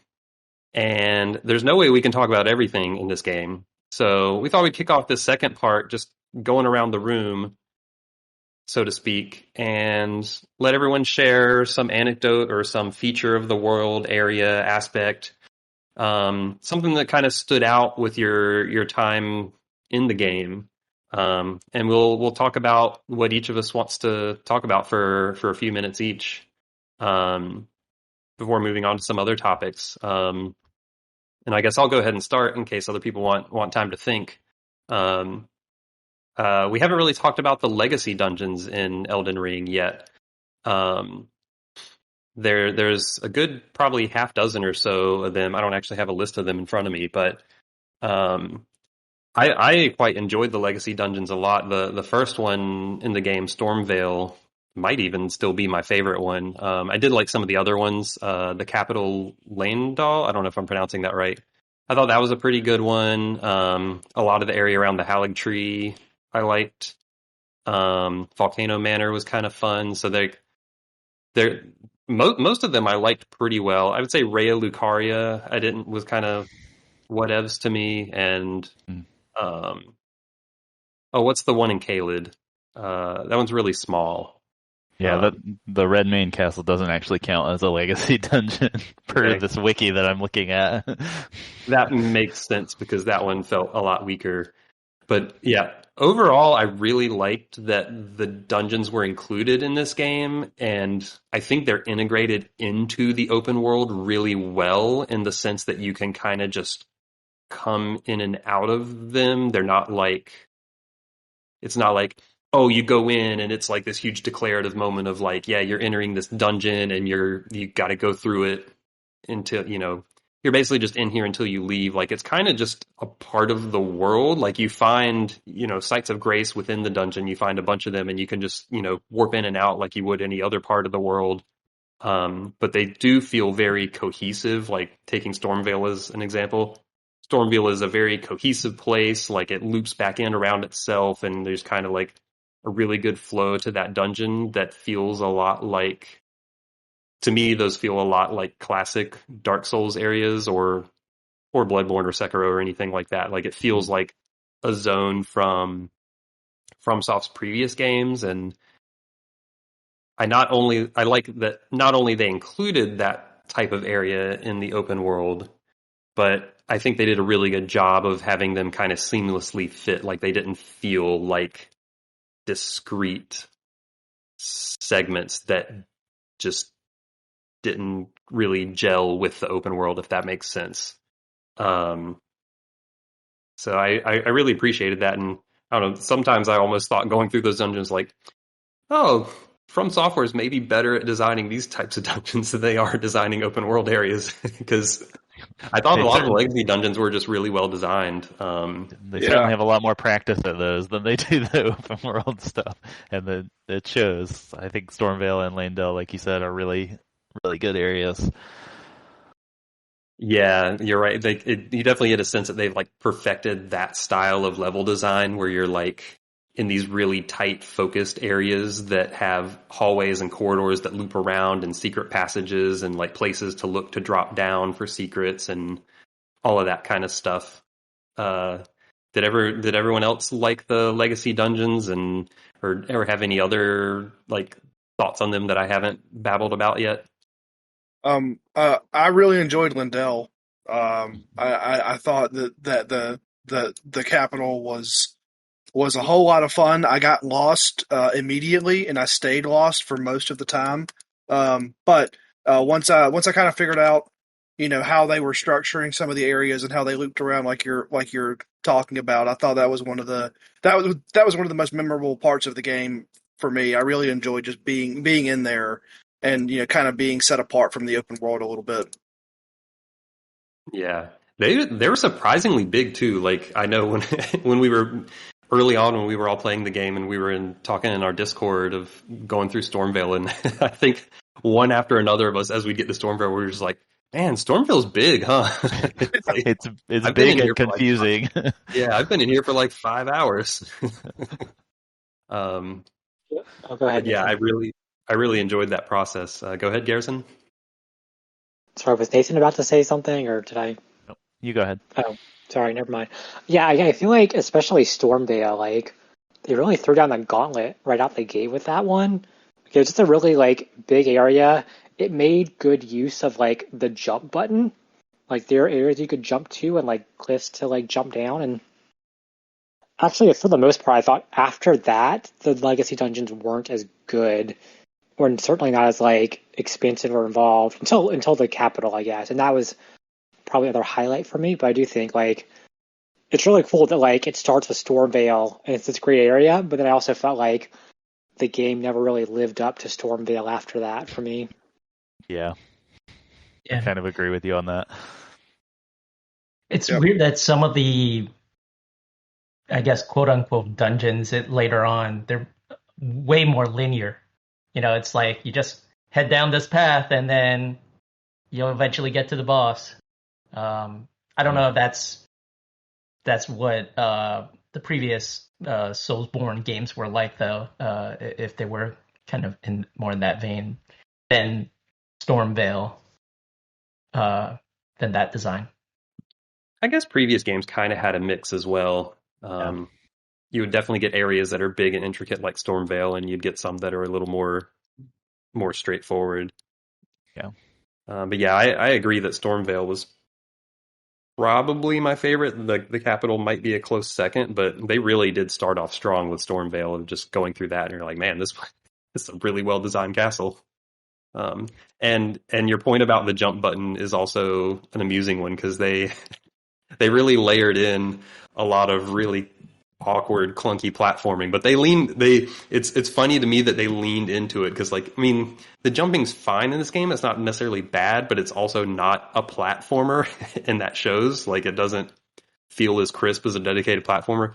But I think it's hilarious that they just leaned into it, and they're like, no, we're going to put all sorts of weird, ridiculous jumping that is like not places that were in. Like, clearly the designer of Stormvale Castle did not intend for human beings to jump down these gauntlets, but of course From Software like put secrets and pickups and items to find down them, so you as the player are incentivized to do it. I thought that was really funny. Yeah. One other thing on one of the legacy dungeons that I thought was neat, it worked well for me, was the Volcano Manor. I don't know if I'm the only one who skipped Volcano Manor by doing the side quests that are associated with that. But I did not do the side quests. For me, it was like Volcano Manor shows up, I would say, at like the start of the second half of the game, when you kind of get to the northern area, but it's off to the side in a way that feels off the main path. That was probably like my low point with the game, where I was really not like feeling super engaged with it coming out of the lakes area. And I was like, man, I just found this whole volcano area and I kind of just want to ignore it. I kind of want to see what it's about. And then they're like, hey, we got these weird NPCs who are weird and cool in this Volcano Manor. Instead of going through the whole dungeon, what if you just join up with them and go murder some people elsewhere in the world, and then you can just skip this whole dungeon? I was like, yeah, that sounds good. I'll just do that. That's good. How many people did you have to murder? It's 3 or 4. It wasn't a lot. Not that many. Yeah. But what was weird about it was that it kind of like had you venture further, like out into new areas. It's like, okay, like, am I supposed to be exploring more of the map? Like, when I'm like doing this particular dungeon, it sort of feels like something I should be saving for later on. It is kind of, I guess I just feel like decided I was going to come back to Volcano Manor later, because they give you the markers of where the people you're supposed to hunt are, and they're way off in the area you haven't gotten to yet. So yeah, I was like, well, I'll just track down these guys, and then I'll come back here later and see what's up. And that's what I did. And then when you kill them all, they're just like, cool, we like you now. And then they warp you to the final boss of the volcano area. Yeah, I did that too. And then after I beat Rykard, I just went back and did the dungeon itself just to kind of explore it. Yeah, I thought about doing that, but I didn't. I actually got kind of Bloodborne vibes from that dungeon. Like, it felt like an old, like just the architecture and stuff kind of gave me those vibes. Yeah, so yeah, I really enjoyed the Legacy dungeons. What about you, Nate? What do you want to shout out as kind of something that stood out to you? Oh, there's a lot of stuff I stands out to me, but I feel like if I had to pick one thing that I will always think about when I think about Elden Ring, it's probably the Siofra River area. Um, Partially because the reveal of going down the giant elevator to get there is just amazing, but also like it's such a visually distinct area with enemies that are really weird and creepy and like specific to that place and don't really show up in other areas. Just something about the vibe of it. It felt so different to me than a lot of the very samey open world you see up until that point. So it's just like this big flashpoint of the first half of the game for me, that really stands out. Yeah, that's a really great. That was one of my favorite moments too when you go down that elevator because it just keeps going. It does not Just stop, keeps going. And then you get down there, and yeah, you're right. Like the stars in the sky, and just all the visuals are really cool. Yeah, you're underground, but there's a starry sky, and it's all like weird and ethereal. And then there's these ghost minotaurs who are like stomping to a rhythm, like in some sort of ritual. And then there's this like you have to light all the torches in the area, and then there's a big, boss that's kind of cool and interesting. When you complete that, I don't know. I thought that area was really cool and different, and probably the area I think of most when I think about Elden Ring. Yeah. Did you like the other underground areas as well, or is it specifically the Siofra River you liked?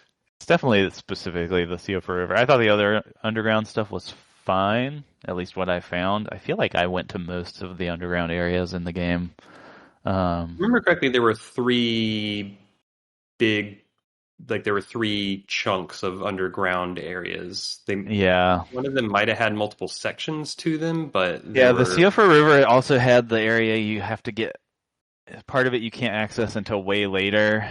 Yeah. And that's my one gripe with that Siofra area is I was still in like I'm gonna 100% complete this map mode, and that map was infuriating that I couldn't like figure out how to get to parts of it even though I had it revealed. So that's like my one big complaint about that area is it's not clear what you can and can't access until much later. But still a really neat, cool area to experience in the first half or maybe even the first third of the game, really. Yeah, and that's actually one of the things that I was going to bring up was, as a moment, just that elevator ride, is I'm not going to remember everything from this game, but that first elevator ride down to the Siofra River, I think is one of the best moments that the game has to offer because you don't know that there's an underground section unless you spoiled yourself, right? And then you kind of find that first elevator down to Siofra River fairly early. And then you're thinking, all right, well, this is probably just, one of these other dungeons that I've already done, like one of the small side ones. Then the elevator starts and then it just keeps going and going and going. And if, at first I was like, did the game bug out? Like, is something going on here? And then all of a sudden stars. They're like, wait, I'm underground and what is happening right now? This is a whole place, and that realization of I am not just going to, a 3 to 5 room side dungeon, but I'm now in a completely different map area. That was something that I thought was really, really cool. Yeah, and even beyond getting like, at least I didn't realize the scale of that area when I first got down to the bottom of the elevator. I guess, like you're saying, Paul, I realized it was a bigger deal than I originally thought. I started like looking around and fighting those enemies that were down there, and then you find the map, and it's like, oh, oh, okay. This is a whole thing. Yeah.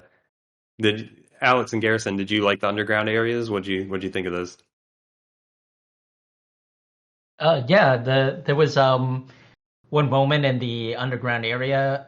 You have to you progress pretty far in, I guess, the Rani's quest line to reach. Well, I guess no, if you're in the lakes area and then you go down, there's those tunnels with the ants, and then once you reach the end, you see that dude sitting on that throne, that giant throne. I don't know if anyone else got to that Yeah. part, but like you see that from in the loading screen, and then you don't know how massive it is until you enter that room. I'm just like, is that the boss? Like, is that thing gonna like get up and start like stomping around?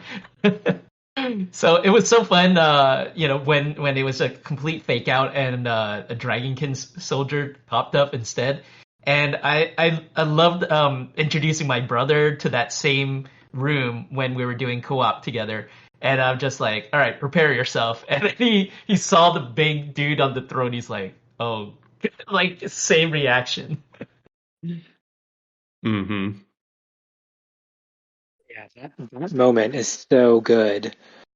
But also, I feel like one of the best things about Theophora is that it feels like your first taste of just how big the game is. Because, it kind of doles out the size of the map to you in small chunks. And even though the underground ends up being not nearly as big as the above ground, it's like, oh, there's this whole area down here. Like, there could be a whole lot of like stuff to uncover in this game, because you do find it early enough where you're you're still in the first kind of couple areas, and it's like, oh, this is going to be a big game. Yeah, for sure. Yeah, it's a cool moment and a cool aspect of this game, and definitely makes it a lot bigger. Paul, what's something that stood out to you in Elden Ring? Yeah, the Seofor River one was definitely a big one for me. But I'm going to focus in on like a little bit of a smaller moment. And that was near the very beginning of the game when you are in, I'm pretty sure it's East Limgrave. I was doing some exploring, and it was down near the southern part of the map near Castle Morn. And it was a guard tower with a chest at the top. And you hit that chest, and then it says, you have triggered a teleport trap. And I mean, like, I had no idea that was a thing, right? Because I'd only been playing the game for 7-8 hours at that point. And I really hadn't done too much online searching for really much of anything. So this was all just, fairly new to me. And then it teleports you all the way up to a spot in Lindell. And first of all, I open the map and I'm like, where the hell am I? And then that's when it's like, there's my dot. It's just in the middle of this entire like field of like, fog of war. And I'm like, where did I come from? Where did I go? Why do I feel like Cotton Eye Joe? And then I have to go find like, all right, so that's where, Jesus, this map is big. And then, there's like a site of grace right there. So I went ahead and hit it. And there's only two directions to go, right? One of them is towards a big and terrifying golem, or golem, and then the other way is really just a nice overview of the capital. And the first way that I went was the way that gave me a nice overview of the capital. So that moment of looking out over that capital and seeing that absolutely enormous dragon that was draped across half the city, like that sort of was like a like one of those like, all right, I just had a very confused moment. Now I'm mildly frightened because I don't know where I am. And then I had this big awe sort of set piece of holy crap, I'm gonna be here eventually. I want to see what's down there. Like I'm sitting there like looking at the architecture. I'm like, all right, well, let's go the other way. And I had already sort of resigned myself to, if I find an enemy, I'm just going to get one-shotted. Like, I just already knew that was going to happen. It's like how we talked about last time. I was in the wrong zone in WoW, and all of those enemies had skulls next to their levels. I had definitely had that feeling. So then the golem stands up, and I'm just like, what in the bejesus is that? It is huge. Because that's the first really, like super large enemy that wasn't one of the trolls that I had found. Um, and I actually found out that, I could fight that guy. I wasn't doing well in terms of like, getting his health down, but his patterns weren't terribly difficult. And and eventually I did get, kind of give up on him because I realized like I probably fought him for 15 minutes, which is a long time to fight anything in this game that's not a boss. Um, but then there was a chest right around the corner. So I died, and then I ran back over to the chest. He stood up and growled, but I still was able to get the item, and that was the health regen item. The health regen, what are they called? Amulet? It's not amulet. Talisman, I think. Talisman. There we go. And that thing was an absolutely incredible addition to a very low level character who's just trying to do exploration through like through the world. So that sequence of, what is this? Where am I? What is that? Ooh, pretty. And then super useful item. That was like I thought that sequence that the designers pulled together was just about perfect and hit all of the major things that at least I was looking for out of my Elden Ring experience, which is, yes, you took some agency away from me and you yeeted me across the map. But that also showed me a sense of scale, and it made me realize this world is enormous. But then following that up with that sort of look at this city, here's a big scary guy, but you don't have to kill him. And by the way, if you turn a corner, there's a really useful item right here. Yeah, I thought that they just did a really, really good job with that. And looking back on it, that particular sequence really, really ranked up there with memorable moments that this game has. Because the other thing that I forgot to mention, when you look over the capital city, you realize that giant Erd tree that you've been seeing in the distance, it's right there. Like you could actually that's the first time that I realized that Erd tree is not just some decoration in the background. Because part of me was thinking it would be one of those it'll be in the middle of the sea and it never really plays an actual physical role in the game. But that's when I realized nah, man, I'm gonna walk into that thing and I'm gonna fight something in there and that's gonna be exciting. So there was just a whole lot of stuff that I thought that they did really, really well for an open world game. They really tied together what I thought was a pretty tight experience into something that you did have to kind of stumble upon that outpost, and then you had to choose to engage with it and then clear it to get up to the top and find that chest. So it's something that I think is easily missed, but the exploration rewarded you with a very tight experience, and I think that's where the game really shines, is when you stumble upon something that ends up being a really memorable event or a very memorable set of back-to-back experiences, and the game doesn't lead you to that. You have to find that place to sort of get on the ride. Then it takes you for that short ride, and then you're back to your regular exploration duties. And that was one that was very early in the game that I really, really appreciated. Yeah, those teleporter things are they're fun when you stumble into them. I think some of the stuff I enjoyed the most about the open world of this game was stuff like that, where it kind of the game's almost messing with you in a way. It's kind of pulling, intentionally yanking you out of your comfort zone, and you're just like, wait, where am I? What am I what am I doing here? And that stuff was fun. I don't know if anyone stumbled into a very specific teleport sequence of, and Patches tells you about this, so I was intentionally looking for it, but Patches tells you that if you get eaten by an Iron Maiden at the bottom of Raya Lucaria, it'll take you to Volcano Manor.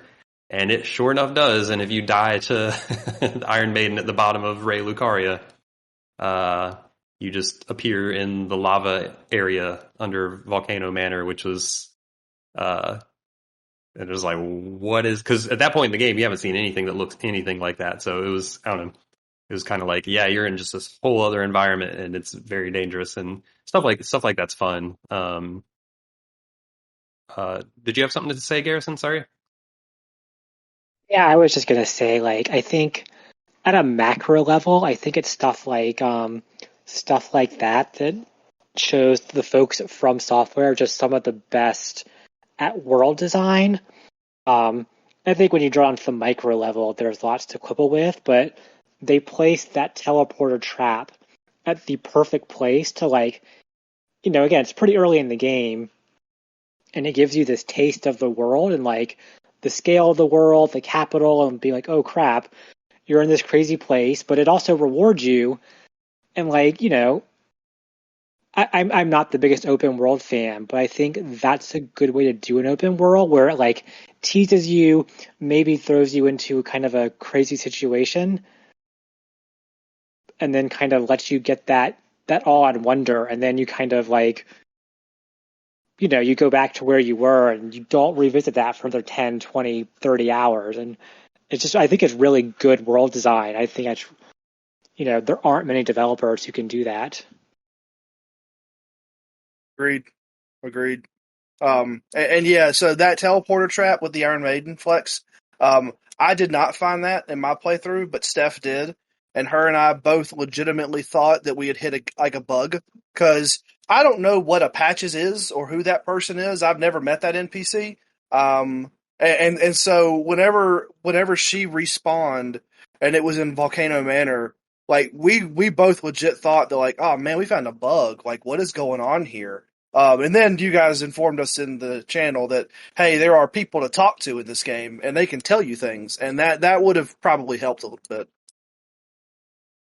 It's also funny to me, like, this is the level of trolling that From Software operates. Is like, if you don't know, like, some of the weird stuff they they do can feel like bugs, but it's totally not a bug; it's intentional, which is pretty fun. Alex, what's something that stood out to you? So earlier I talked about how I love the exploration of this game. The second thing that really left an impression on me is just the enemy design is just fantastic.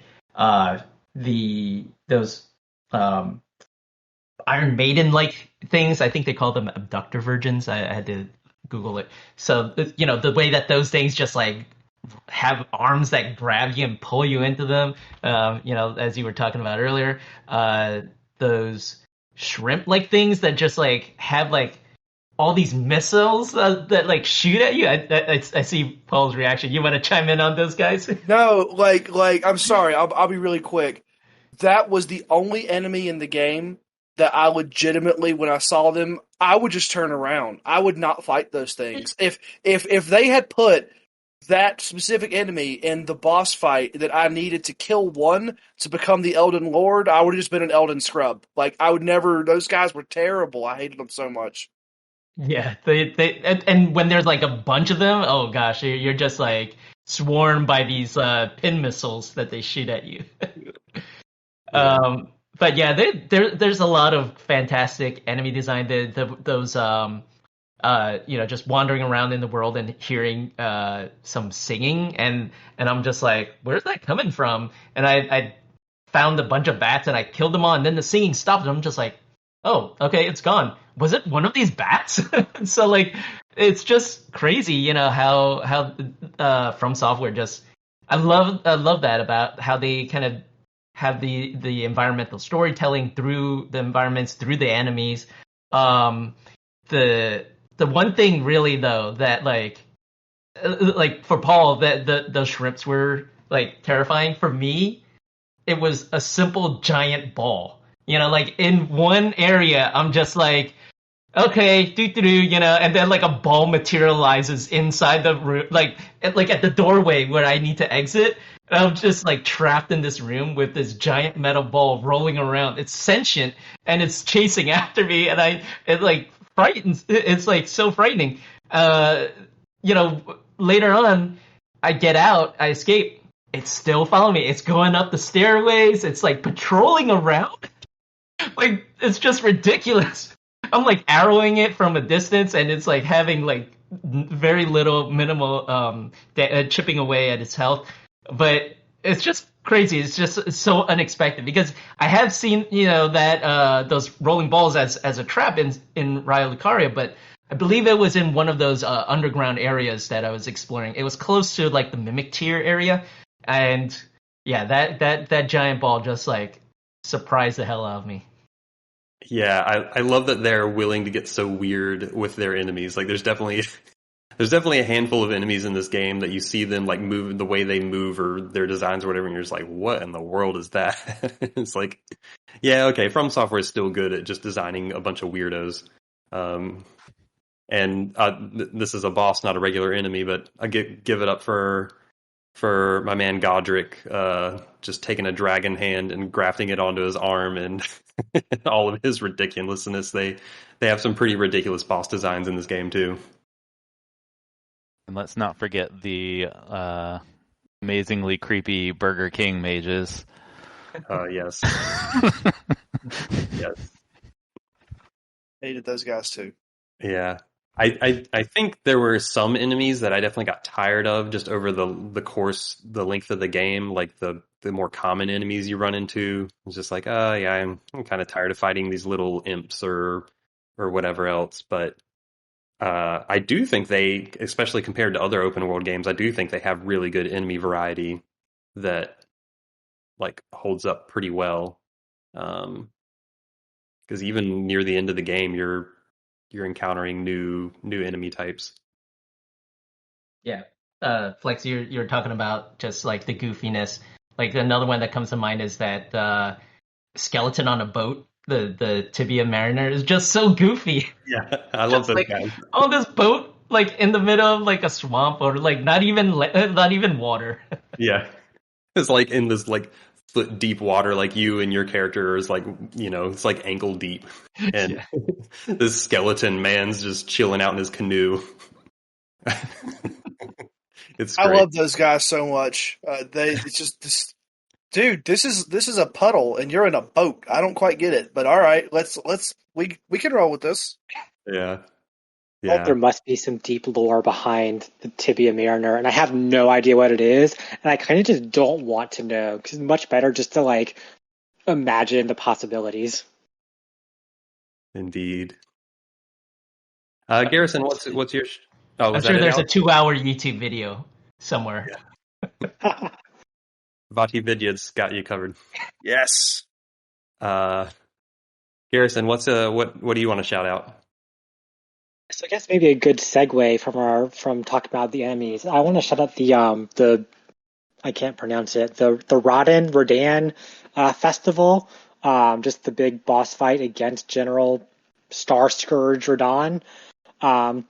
That to me was like just kind of the distilled Elden Ring experience.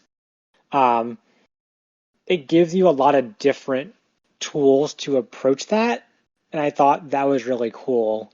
And I think I mentioned kind of before the break that I'm not someone who will ever like be a pro at these games, but for Radon, I like threw down the gauntlet. I'm like, you know what? I'm gonna fight this guy without summons, without ashes of war.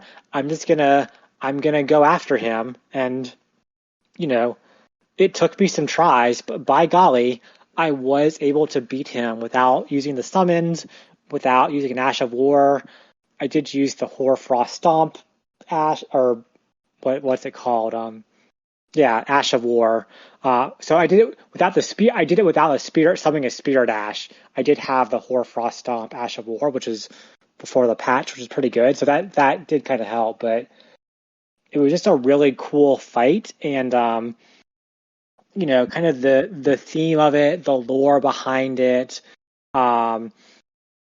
That to me was a lot of fun. I'm kind of curious, like how each of y'all approach that same fight, because you can do a lot of different ways with summoning, other players online. You can summon NPCs. You can use your spirit ashes. Like, how do you go about doing it? Yeah, so I have mixed feelings about this fight because I thought like as a setup and like a kind of set PC moment, so to speak, I thought it was really cool, and I thought the idea of like being able to summon like basically an army of like all these NPCs that you had been interacting with, like Alexander and Blythe and the woman whose name I forget, who had like the arm issue. It's like all these NPCs whose like stories you had been following could show up there, and it's just like, all right, this dude's huge, and we're gonna like, go for him. Oh, Patches could be in that fight as well. There's like probably like a half a dozen NPCs you could fight. Paul's friend Patches. Apparently, Patches runs away. Like, I didn't realize this, but it's totally in character for him. Yes. But then when I realized that you could totally cheese that fight, it kind of like sucked the wind out of my sails. So the way I did this fight, to answer your question, Garrison, is when I realized that, if any of the NPCs that you can summon die, you can just resummon them. And Radon kills me in like 2 hits. I'm just like, I'm just going to run around in circles on my horse and just keep resummoning people and just let them chip his health down, and I don't have to actually do anything. So that's how I did the fight. Yeah, I did the exact same thing. I tried to fight him. He killed me in 2 hits, and I tried to fight him how Garrison's talking about, maybe like 4 or 5 times. But it wasn't a matter of learning patterns for me. It was just a matter of, all right, then he does this, and I just die. And then I was like, all right, well, what's the other way to do this? And then yeah, the whole resummoning. And so I spent that entire fight riding in a circle on my horse, praying I didn't get hit by something, and poor Alexander just ran at that guy over and over and over again. And then eventually Radon died. And I'm like, all right, cool. And I didn't really enjoy playing it that way, but I didn't really feel like I was going to be able to beat him any other way, so. Did anyone else fight him straight up? I summoned the NPCs, but I didn't just keep resummoning them. So I basically got on my horse with my fireballs and ran around, summoned all the NPCs that I had access to once, and then like just did circles around Radon throwing fireballs while they were kind of keeping him distracted, and that worked. I beat him. I just ended up either getting lucky or fireballs were his weakness, because I just did that and beat him the first try. But it is like a super epic fight, like with all of his gravity magic and like his amazing little horse.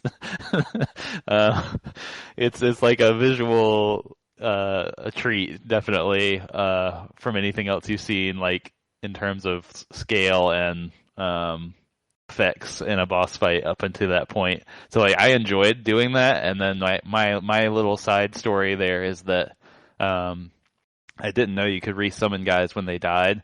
So I saw Alexander was about to die, and I was like running in trying to distract Radon to keep Alexander alive, but he got the killing blow on Alexander right before I took Radon down.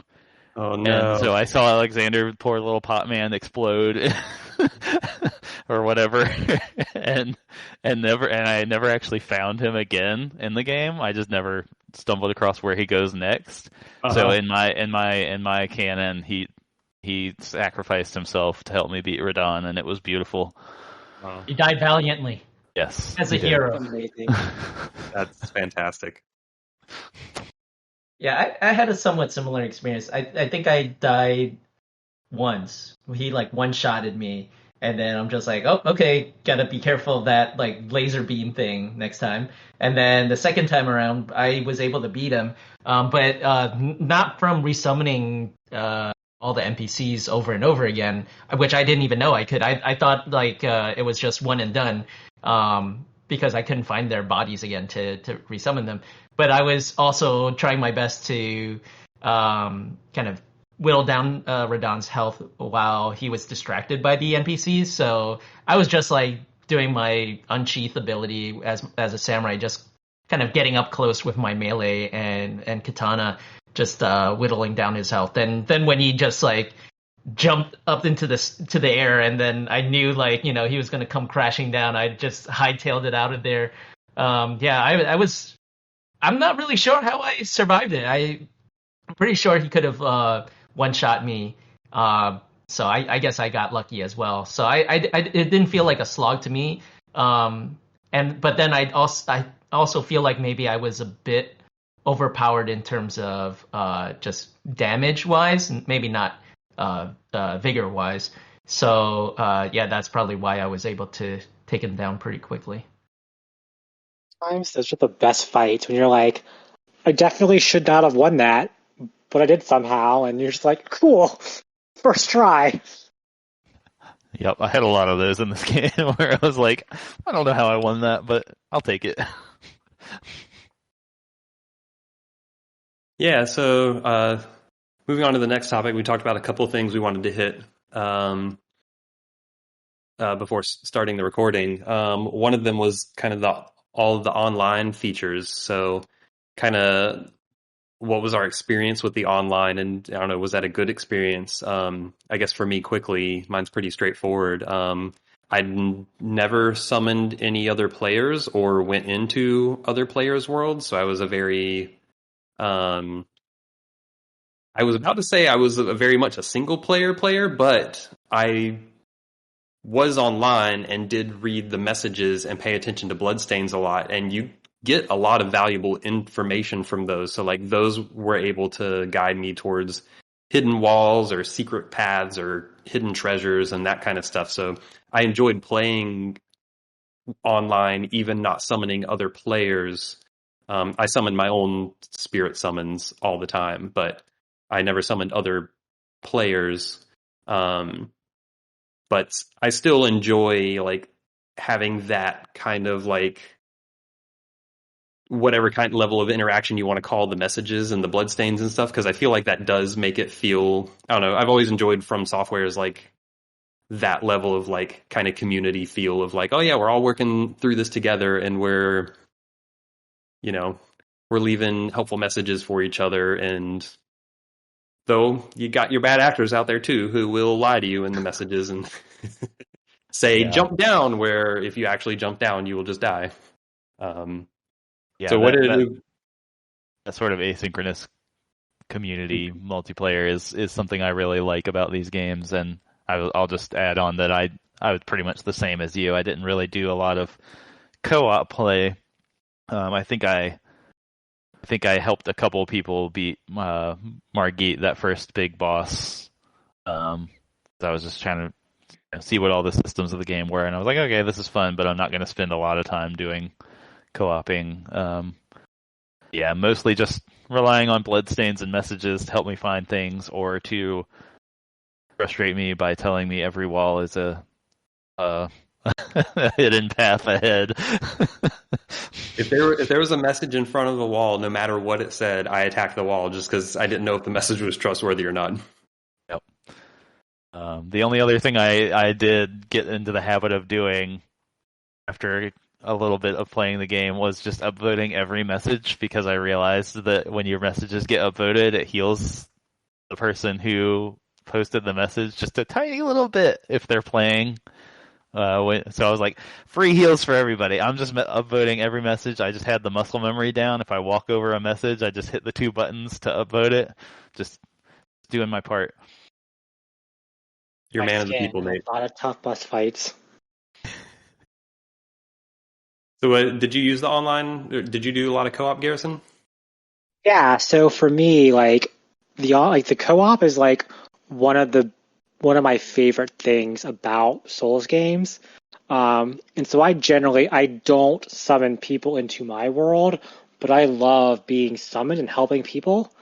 And Elden Ring was a bit frustrating in that regard, because by and large, like previous Souls games, generally if I was summoned, I don't know what the victory rate was. I would say like at least 50%, if not higher, like being able to beat a boss. But in Elden Ring, like whenever I was summoned, like the victory rate must have been like less than 10%. Like either I would die or the host would die. Like the game is just so brutal, and maybe it's also just a fact of like there are so many more players who might be new to FromSoft games, but I still had fun with the co-op, but I didn't get that thrill of like the satisfaction of like helping someone beat Margit or Radon or Millennia.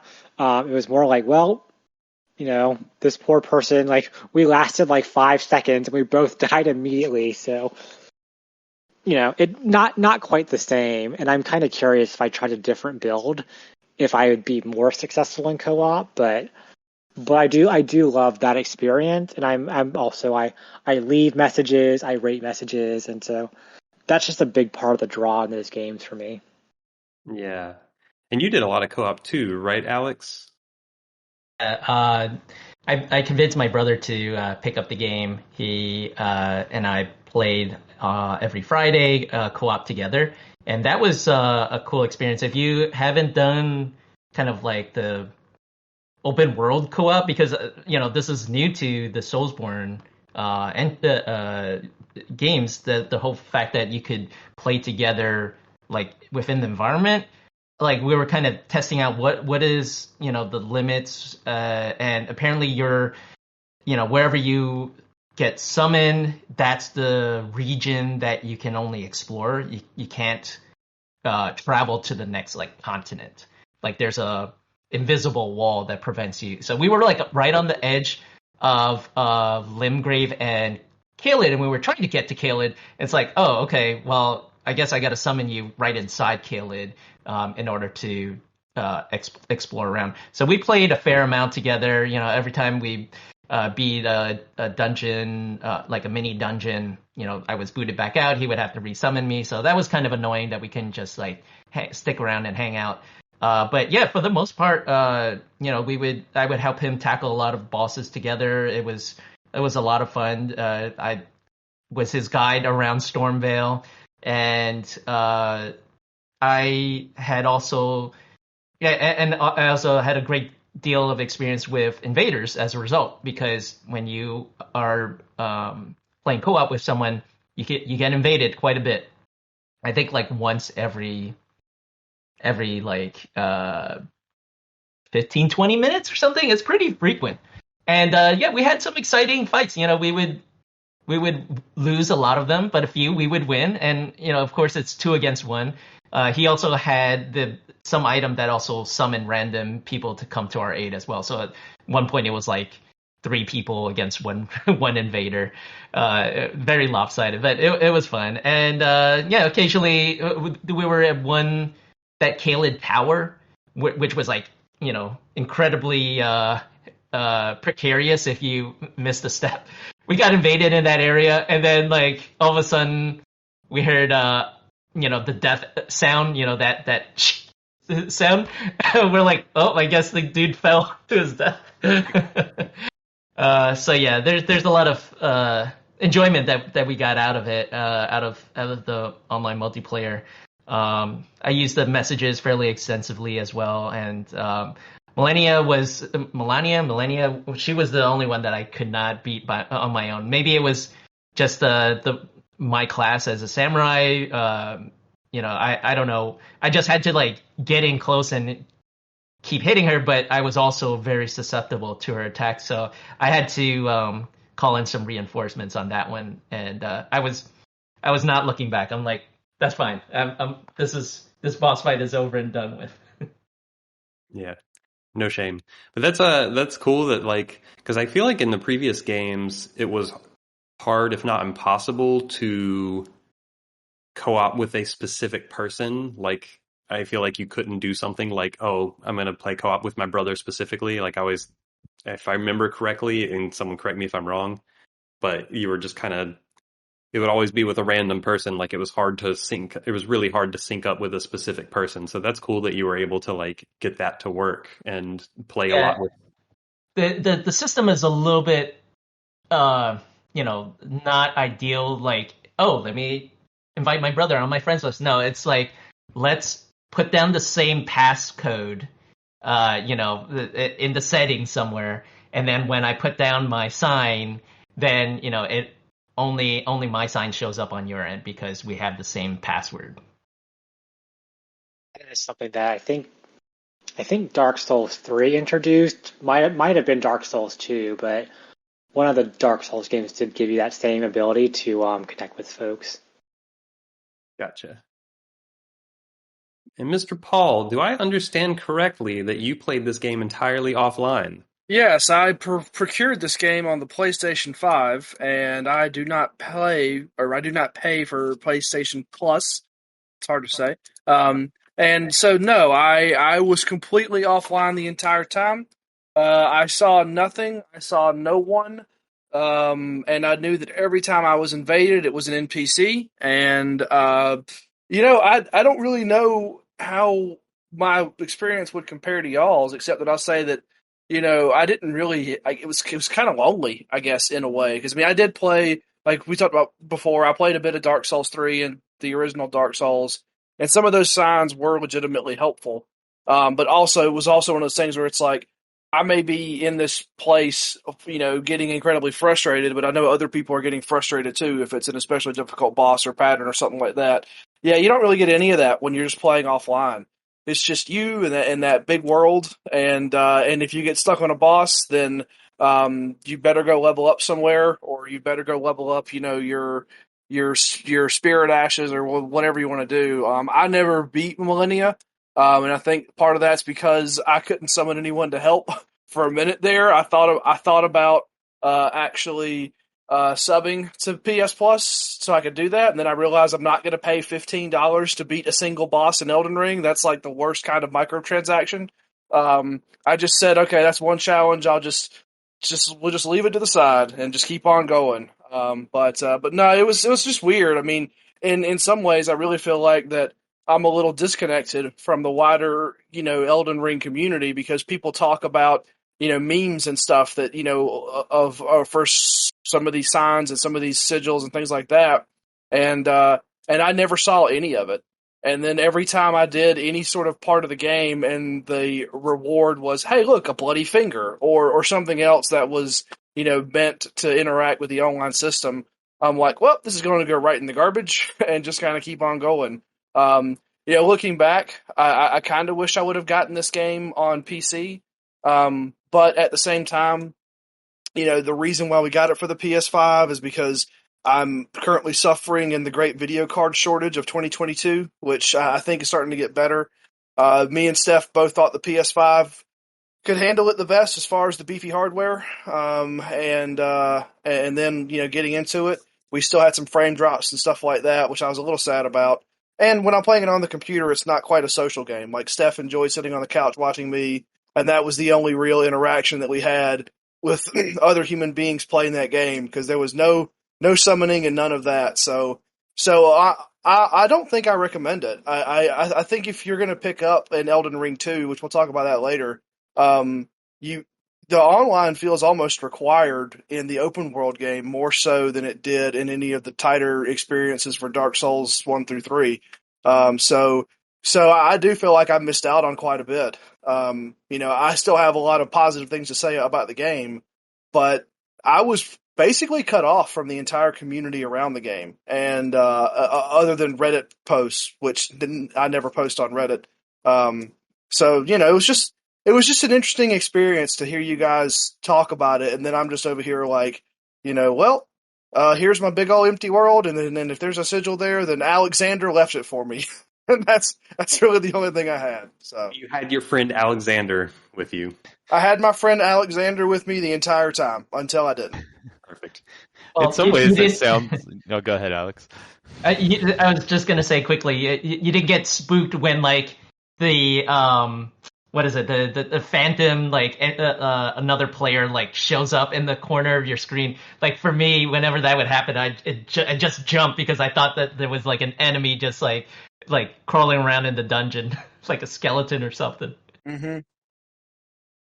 Yeah, I was gonna say it sounds almost like a, like you said, lonely, but it almost sounds like a pure, like, more, like, I don't know,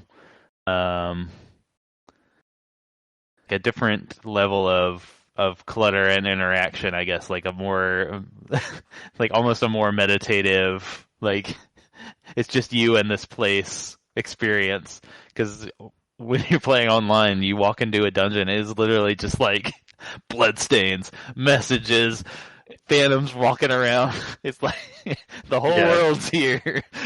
Yeah, Pretty chaotic when you're online sometimes, and like because half the messages are nonsense or memes and are like totally meaningless. It's like what are we even do? Like what is this game? Like Messages of dog, oh like yeah, there's dog whenever you see a everywhere. turtle. Is it dog? I don't know. I don't know what that means.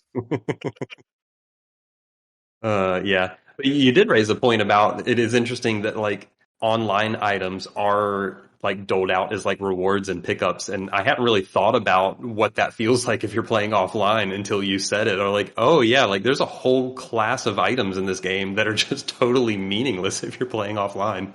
Yeah, it just clutters up my inventory. I think I put them all in my storage chest. So, they just hung out there.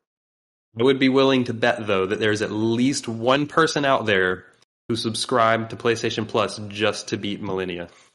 I'm sure that there is. Oh, and one other quick thing, and then we can move on. My understanding is that rune arcs are often a reward for doing some stuff online.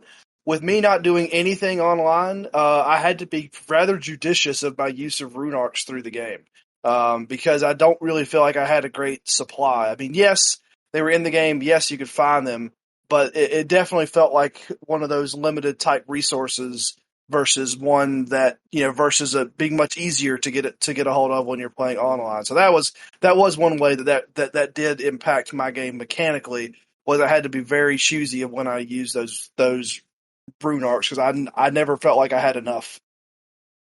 Yeah, that makes sense.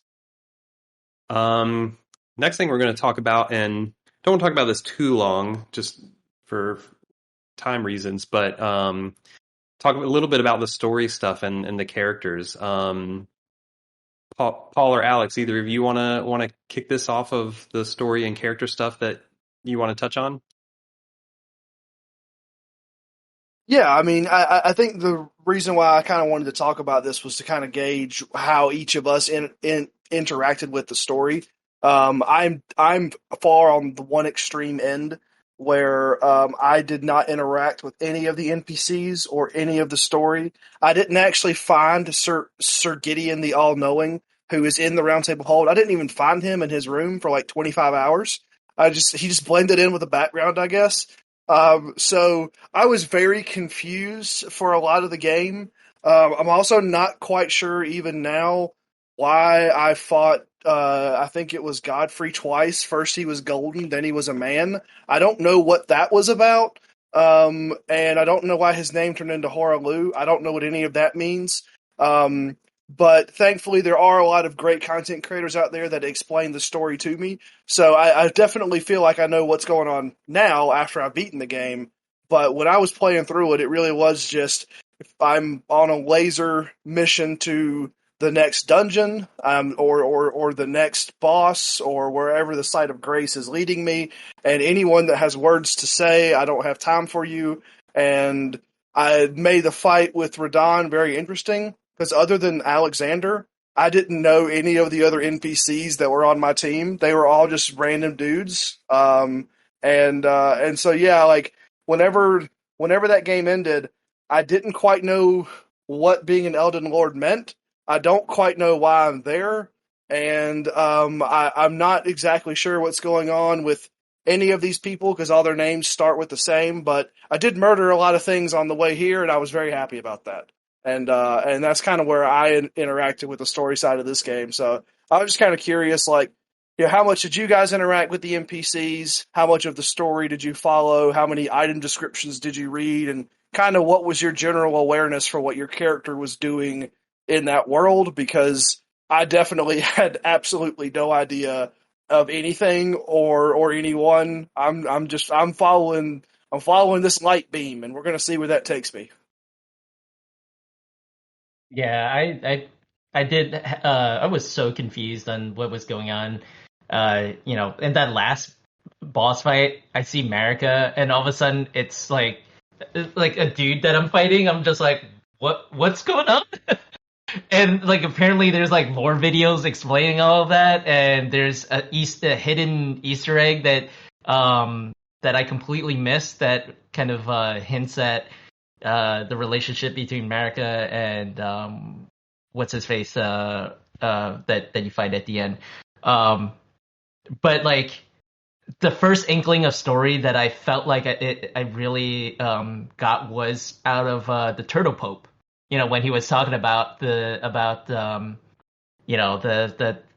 how these that witch lady got used to be in love with that dude, and then he left her for Marika, and I'm just like, oh, there's some like deep lore in this thing, and then that was it. Like I felt like that, like I didn't get anything else after that. Everything was just kind of like feeling blindly in the dark, or like looking all that stuff up on YouTube. Yeah, I feel like that's kind of where I've always been with their games, is like I kind of pick up a couple little character stories here and there, but I don't always like put together all the bigger lore connections myself. I might go look up a video afterwards. I do have to give a shout out to, since he came up earlier, my man Patches, just always trying to pull one over on on you, and he just kept popping up in this game trying to scam you, and it is always funny. Garrison, were you about to pop in a minute ago? Yeah, I am kind of on the same page as y'all. Like, I did NPC quest mostly with guides, because who can follow this otherwise? But I definitely I didn't even try to follow the story at a certain point. Like, there are so many people with similar names, and I'm like, well, once upon a time I had brain power to devote to like piecing together lore of like things like this. And now I'm just like, you know what? I appreciate it for the people who get really into this, and I will certainly, like, I've done some reading up on the lore since I beat the game, but like, you know what? I can just kind of enjoy the atmosphere and the little hints and just not even worry about the rest of it. Yeah, I feel like even though I don't pay, well, it's not that I don't pay attention to, it's the game doesn't tell you like the actual plot points of the story of the world. They just don't tell you that, and that's what these games always do. And those things are often hidden and broken up into little chunks in the item descriptions. And I am not going to go read through all the item descriptions, because that would make what took me 130 something hours, it would make it a 200-hour game to try to read through all that stuff. So I'm just not going to do that. But I do actually still, even though I don't generally come away from playing these games understanding like the beat by beat plot, still end up feeling like I come away with an understanding about like some of the general themes and major characters and some of their relationships, and like something interesting about the world. And I think it is more of like an atmosphere thing, more of a feeling than like, okay, this happened, then this happened, then this happened. It's like, okay, this is a world of essentially gods or demigods fighting over control of some power that we don't quite understand. Like, that's what I got out of playing Elden Ring. That everyone in the world is either just succumbed to decay of this world because that power, the Elden Ring itself, is shattered, or are working to seize that power, or they're working to put it back together, and that's kind of where the world state is. And like, I don't know, I get that level of the world and atmosphere just by kind of talking to NPCs and trying to think about like what the locations and people are and places as I'm going through them, but not really digging deep on anything. And I still think that Fromsoft is extremely talented at writing that level of world building and supporting that level of interaction with their world building, as well as having enough there that's still interesting for people to make 3-hour YouTube videos explaining this one character's arc and motivations. Like, it goes so deep if you want that. if you just kind of play through and get the gist like I do, it still feels interesting and fulfilling to me. And I think it's a really cool thing that FromSoft does that not really any other developers do in that way, and I always appreciate it. Yeah, and sorry, just real quick, like the one thing that surprises me is going and interacting with some of those third party content creators who have put some of this stuff on YouTube. I find that really satisfying, even if it's not something that the game does the greatest job of kind of telling you what's what. There's a lot there, and having someone sort of spoon feed it to you, and then you can kind of start to see some of that stuff yourself. I think that's actually not a bad way to interact with it. I mean, going through the game and kind of not quite sure what's going on, and but you kind of are piecing the feelings together. I think the feelings are all there. But if you do want to get deeper into that stuff, I think it's worth getting deeper into. I mean, there's a lot of really good stories in that world. They're just in so many scattered places. It's nice when someone just puts it all together for you and, puts some spooky music behind it and show you some cutscenes from the game. And it's a nice way to just kind of spend some time. And part of me wishes that FromSoft would present these stories to you in a little more direct manner.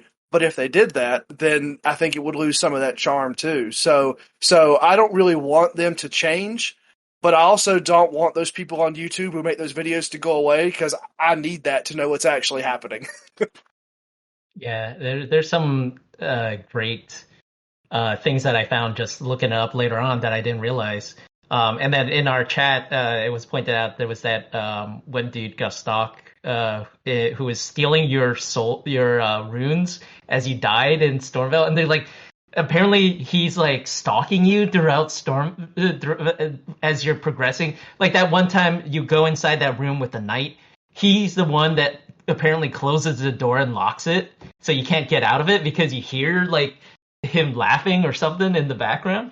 It's just like amazing how they kind of like sprinkle in all these little like character moments.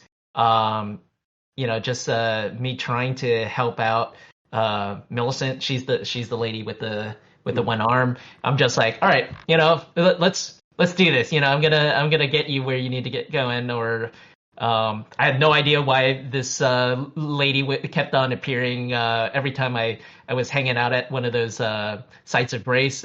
Melina, like, she apparently has a scratch on her eye. I don't know what's going on, but maybe she's gonna be my maiden. Maybe I'm not gonna be maidenless after all. I don't know. Like I'm not sure what's going on, but I'm just rolling with it.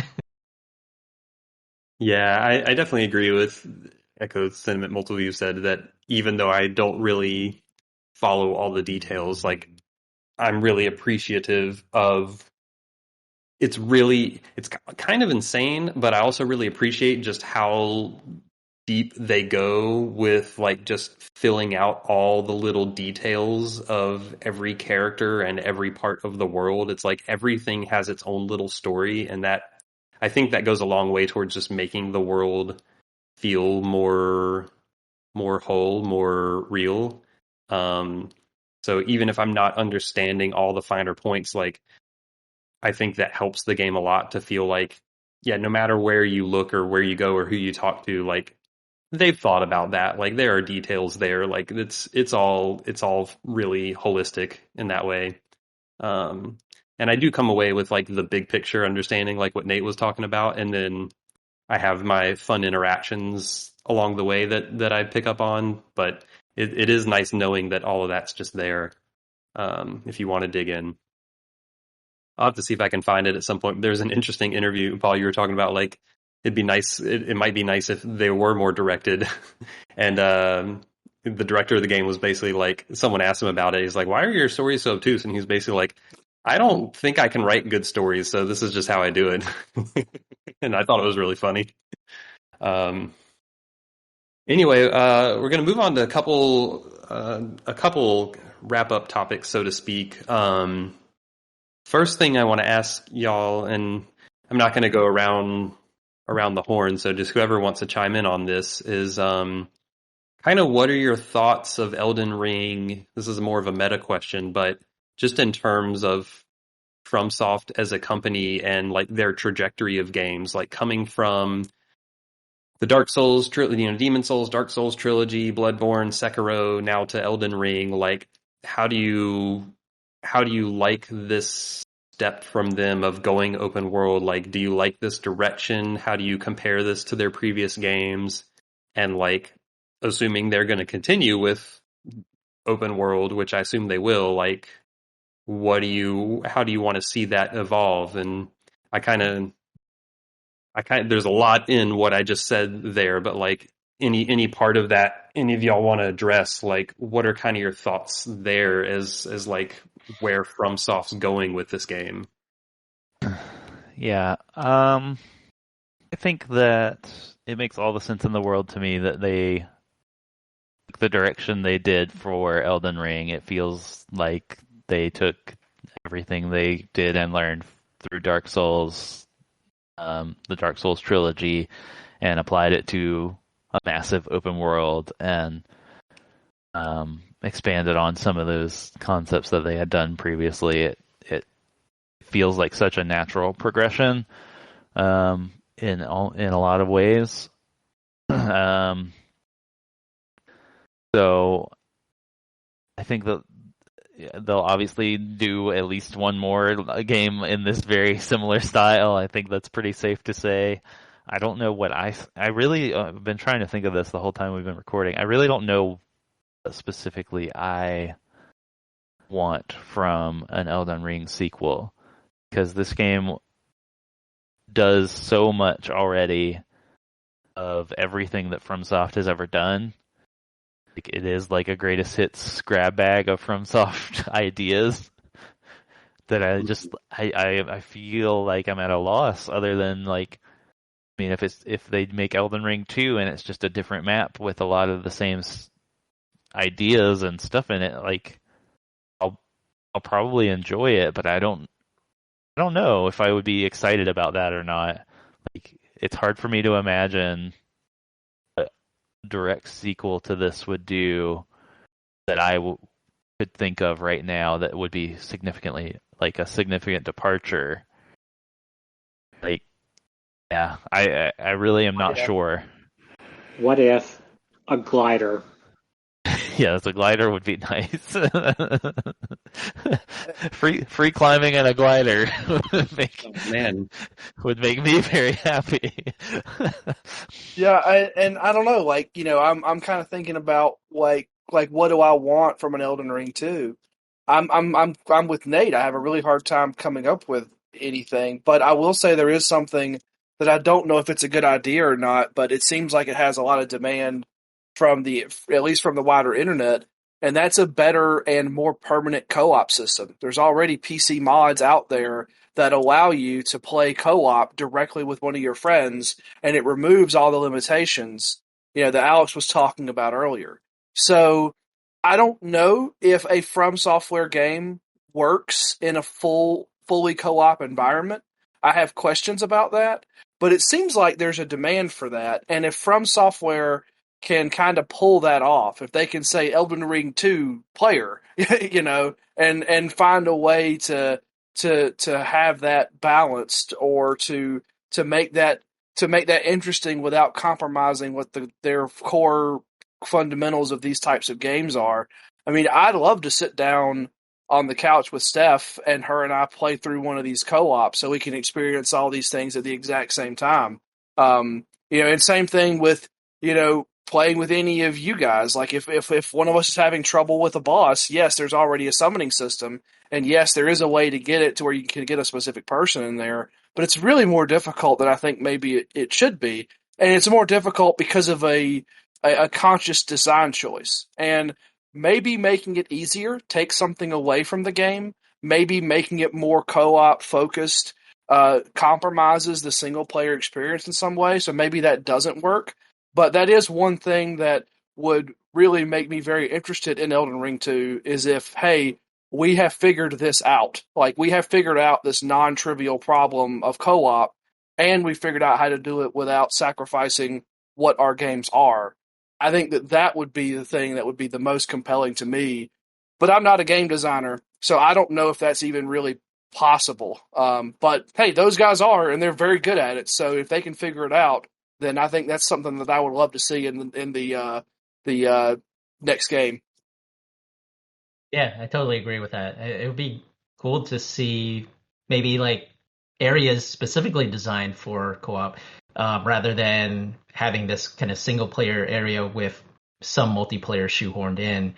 Um, that would be kind of neat. Kind of like what happened with that Verdun festival thing, right? Like that was kind of this epic battle. Maybe like instead of NPCs, it could be you and a bunch of friends trying to take on this. Maybe we're starting to get into like MMO territory here. I was about to say, are you adding raid bosses to Elden Ring too? Because I think I'm out if that's where we're going. But I would like to see maybe. So I've heard this comparison in the past that the FromSoft Soulsborne games are kind of like a more adult version of Zelda. It's kind of interesting in here that these legacy dungeons, like that Stormveil dungeon was fantastic. I would like to see the next game to be a bit more even with the kind of like with those sort of legacy dungeons, rather than kind of have like one or two really good ones and then like the rest are kind of these more linear style. Like, I don't know, maybe what I'm proposing is like kind of a more Zelda-like structure where, you're kind of there's a bit more of these dungeons that you kind of go in there and they're like a puzzle box and I think that would be kind of cool, because after Stormveil it was like kind of, yeah, like Lindell was kind of cool, but like there was that claustrophobic nature of Stormveil that was fantastic, and I think from what little I played with of Dark Souls remastered, like I did get that kind of claustrophobic feeling there as well.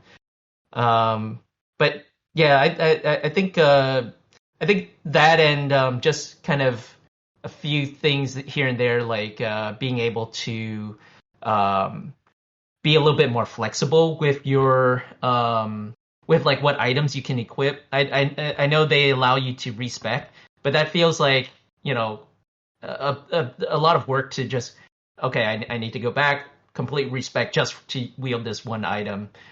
So if maybe they could like figure out more ways to have more flexibility around that. And I think the larval tier was kind of, the community has been a little bit disappointed in the way that they implemented it, because it's a limited item. That means there's only so many times you can respec in the game.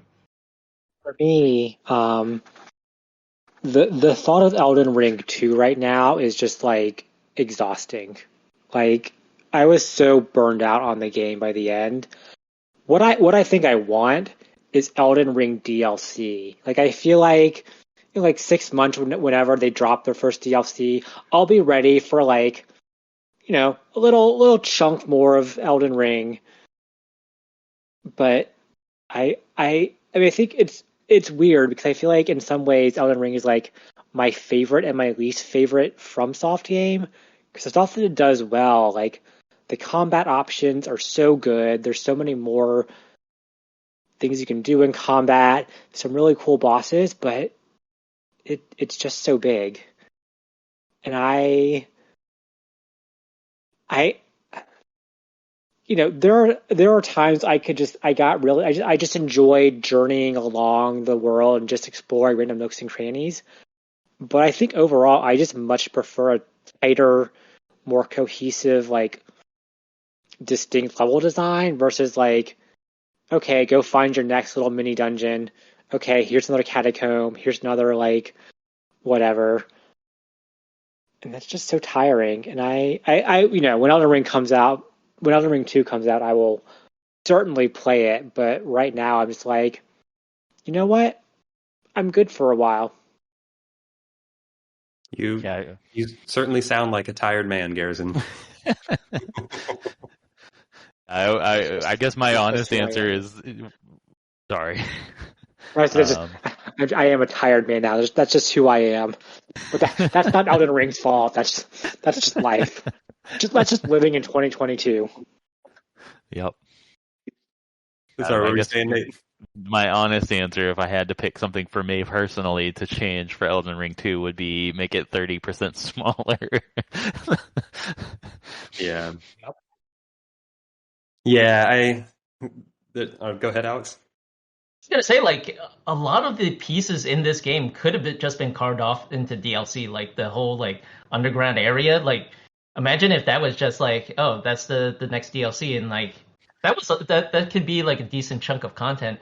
Like, it just wore me down too much as well. Like, just so much stuff that got crammed into this game, and then a lot of it just kind of repetitive too. Like as you know, there's only so many dragons, there's only so many imps, and you know, the same kind of enemies that you fight over and over again.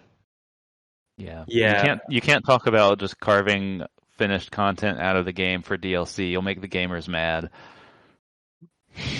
Yeah, and I don't know. I mean, that's very true. And I don't know that I necessarily want, like, because I feel like the game benefits from having the sheer number and diversity of areas. So I don't know that I would want any full area removed. I think I just want some of the areas to be smaller and have less mini dungeons and those kind of things, because those are the things that are like repetitive. Like, you know, if you remove X number of catacomb mini dungeons, like the game doesn't really lose much in terms of variety and diversity because there are so many of them. But if you were to take away like the whole underground, or if you were to take away all of Caelid, or, you know, a full area like that, like I think the game benefits from having that kind of diversity in areas.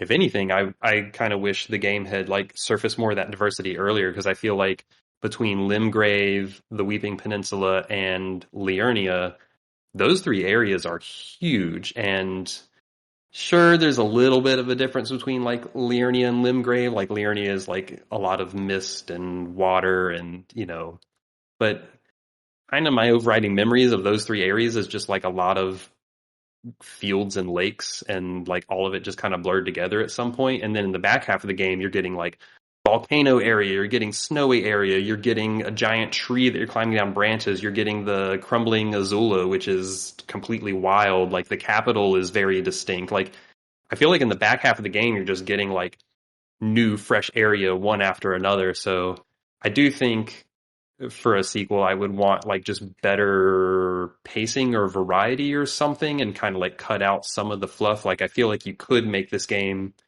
30% smaller while still keeping all of the same diversity if you just like cut out some of the fat within each area. I think that would help me.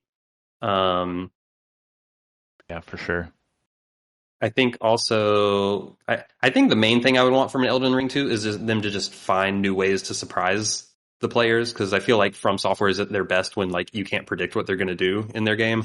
So like whatever new, you know, when Paul was talking earlier about like getting caught in the teleporter trap, it's like that kind of stuff hadn't been in previous From Software games. So that was like a new thing that like kept us on our toes. So like I would just want a whole suite of new mechanics to like keep us on our toes. I think I would also. Oh, go ahead. Can I ask, like, just a follow-up question to the group? Like, would you rather see an Elden Ring 2, or would you rather see, like, what Elden Ring was to Dark Souls? Would you rather see, like, a different game that, like, draws from the same elements, but is just a different type of game in some way?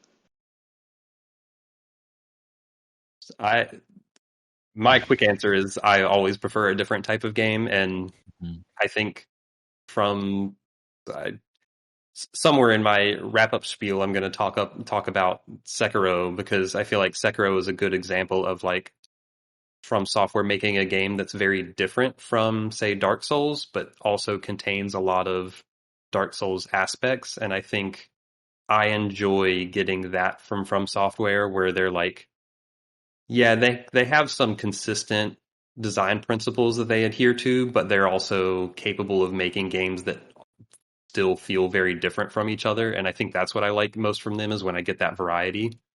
So like if Elden Ring 2 came out and was just more Elden Ring and like is very similar, like I would play it and I'd probably enjoy it, but I would also be probably fairly disappointed by it, because I think what's made From Software one of my favorite developers is that they have been able to go from Dark Souls to Bloodborne to Sekiro to Elden Ring, and it's like you can clearly see a lot of similar DNA between those games, but they also feel different enough and have different kind of surprises that keep them fresh. Yeah, I agree with all that. I also think if it was an Elden Ring 2 referencing a lot of the same characters and in a very similar like environment and aesthetic style, that would be somewhat disappointing, because I feel like that they wrung a lot out of like that world, the Lands Between. Like even if it's not technically the Lands Between, if it does the Dark Souls 2 and 3 thing of like we're in a different land now, but it's very like similar aesthetics and ideas and themes, I don't think that returning to that same set of visuals and themes would work for me the same way it didn't hit the same way in Dark Souls 2 or 3, with maybe a couple of exceptions of where like Dark Souls 3 really was like self-referential in a way that kind of worked. But yeah, I think that would be something that I would be wary of if they're just like, yeah, here's the next chapter in the Elden Ring story. Like, even though, like we talked about, we didn't really pay that much attention to the story, I would still find that disappointing. Yeah.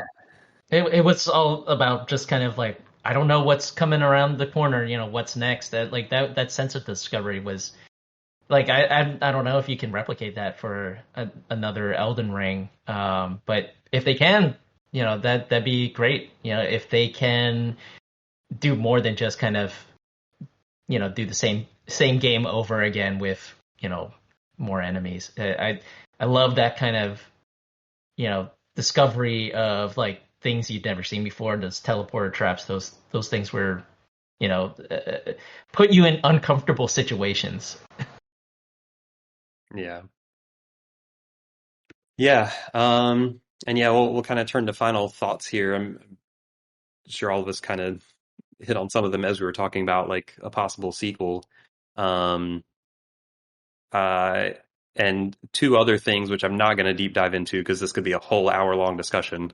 But two things that I would also like to see, and if like From Software does another open world game, is I think I would like to see more specific open world traversal mechanics from them. Like you joked about the glider and climbing, and it doesn't have to be that, but what they did feels like they just put standard Dark Souls movement and traversal into an open world, and they added Torrent that we talked about earlier. But I think I would like to see a more fundamental reworking of what it means from the developers at From Software, from them, what it means to move around an open world, like a more fundamental reimagining. I think that would be interesting to see.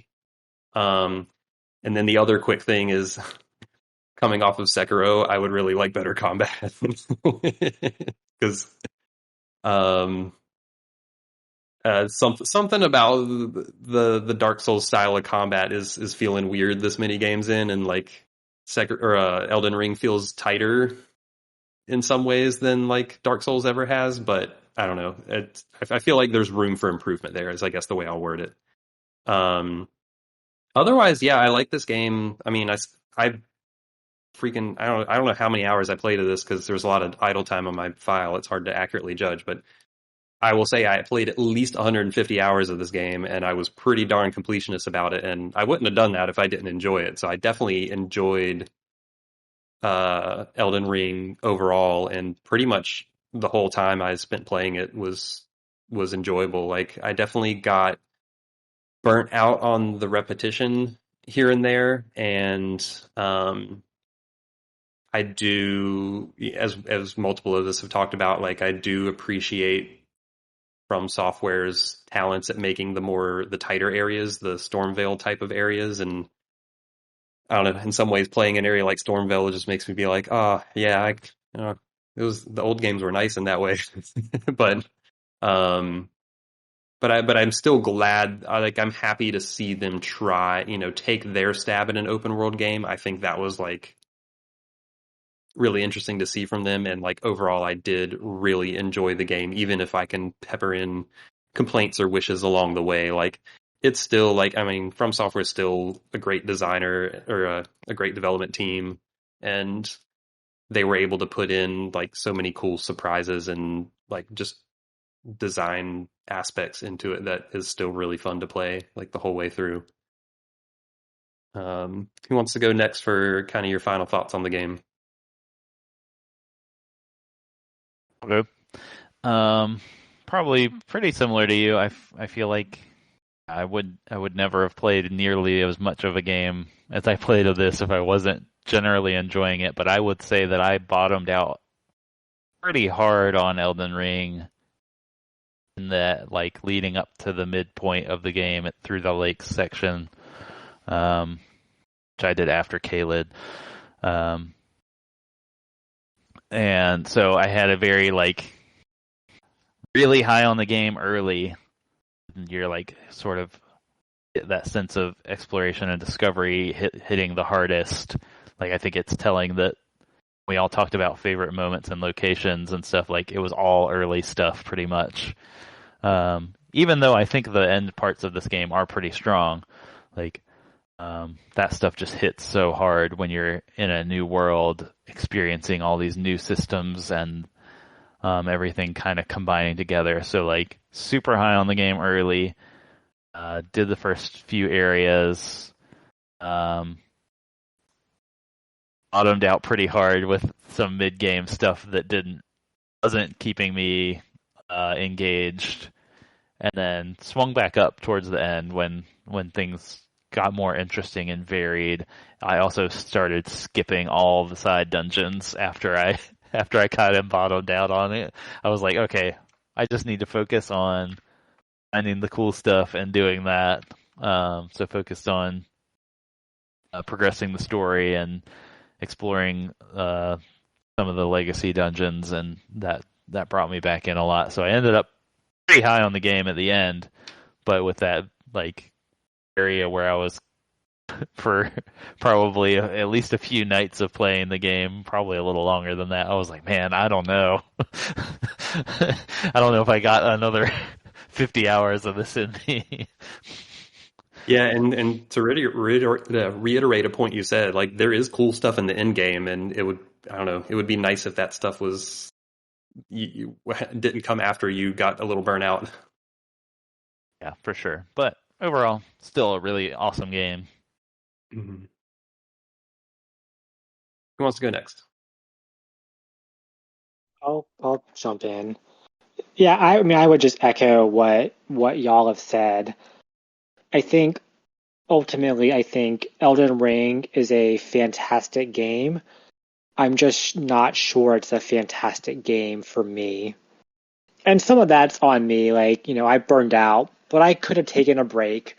I could have not been a completionist. Like, some of that burnout I brought on myself, but the older I get and just the less time I have to devote to things, the more I appreciate it, just in general, whether it's a game or a movie or a TV show or whatever, that can like brevity can get in, do its thing quickly, and kind of give you a great experience, and then know when to end. And I don't think Elden Ring knew when to end. But I really enjoyed the combat. I did enjoy just kind of wandering around on Torrent for a lot of the game, and I played Demon Souls and all the Dark Souls games, all of them multiple times, and I expect the time will come when I replay Elden Ring.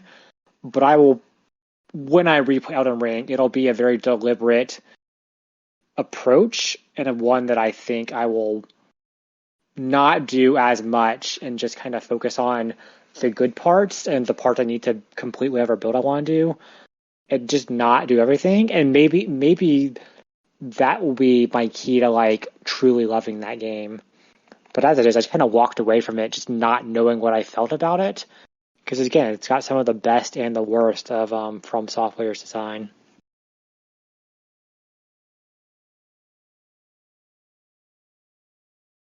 Oh, Alex? Yeah, I mean, I think that for me, I bottomed out basically the same time that Nate did. I'm at about the same point. The difference with me is that that's when I started using some of those guides, right? I pretty much stopped exploring after. So there was Lingrave, Caelid, and then the Liurnia Lakes. I pretty much stopped exploring on my own after that. So basically, Volcano Manor, Altus Plateau, everything past that in the game, that I was using an online map tool for that. So I don't have as many hours in the game as you guys did, even though I think we all finished at roughly the same level. So I think we all did roughly the same amount of content, but my time was a lot lower because I was just following a guide going from point A to point B. So in that sense, I think that the game could use some editorializing, right? It could use some edits to make some of those zones a bit more streamlined. I think we've all kind of said that. But I did really enjoy my time with it. The only part of the game that I really didn't enjoy was the part that you didn't have to interact with. I thought some of like the sort of like optional end game stuff, it didn't feel like it was balanced right, and some of that could be me being a bad player too. But whenever the penalty for misreading a boss pattern is 3/4 to 4/5 of your health, and I had some god awful amount of vigor in that in my build and in that game, that felt a little too punishing, you know. And it was for stuff that, you know, maybe it was me misreading a pattern. Maybe it was me, you know, kind of flailing at the buttons and missing the dodge when I should have hit it. But, you know, the penalties for failure felt very, very high for some of that optional stuff near the end. The Hallowed Tree especially was an area that I I did play all the way to the end of the Hallowed Tree, right? I did get to Melania, but looking back, you know, they just threw a whole bunch of bosses in there that had just regular health bars. There were a couple of Erd Tree avatars walking around that were of the rot variety, which are very difficult to deal with unless you have appropriate items. The weenie enemies, you know, if you weren't paying attention, those weenie enemies could really put you in a bad spot. There were a whole lot of clean rot knights. I mean, just a whole lot of stuff there that yeah, I got through it all, but I didn't enjoy it the same way. So I think that I started to sour on the end of the game until I realized that this is all optional stuff.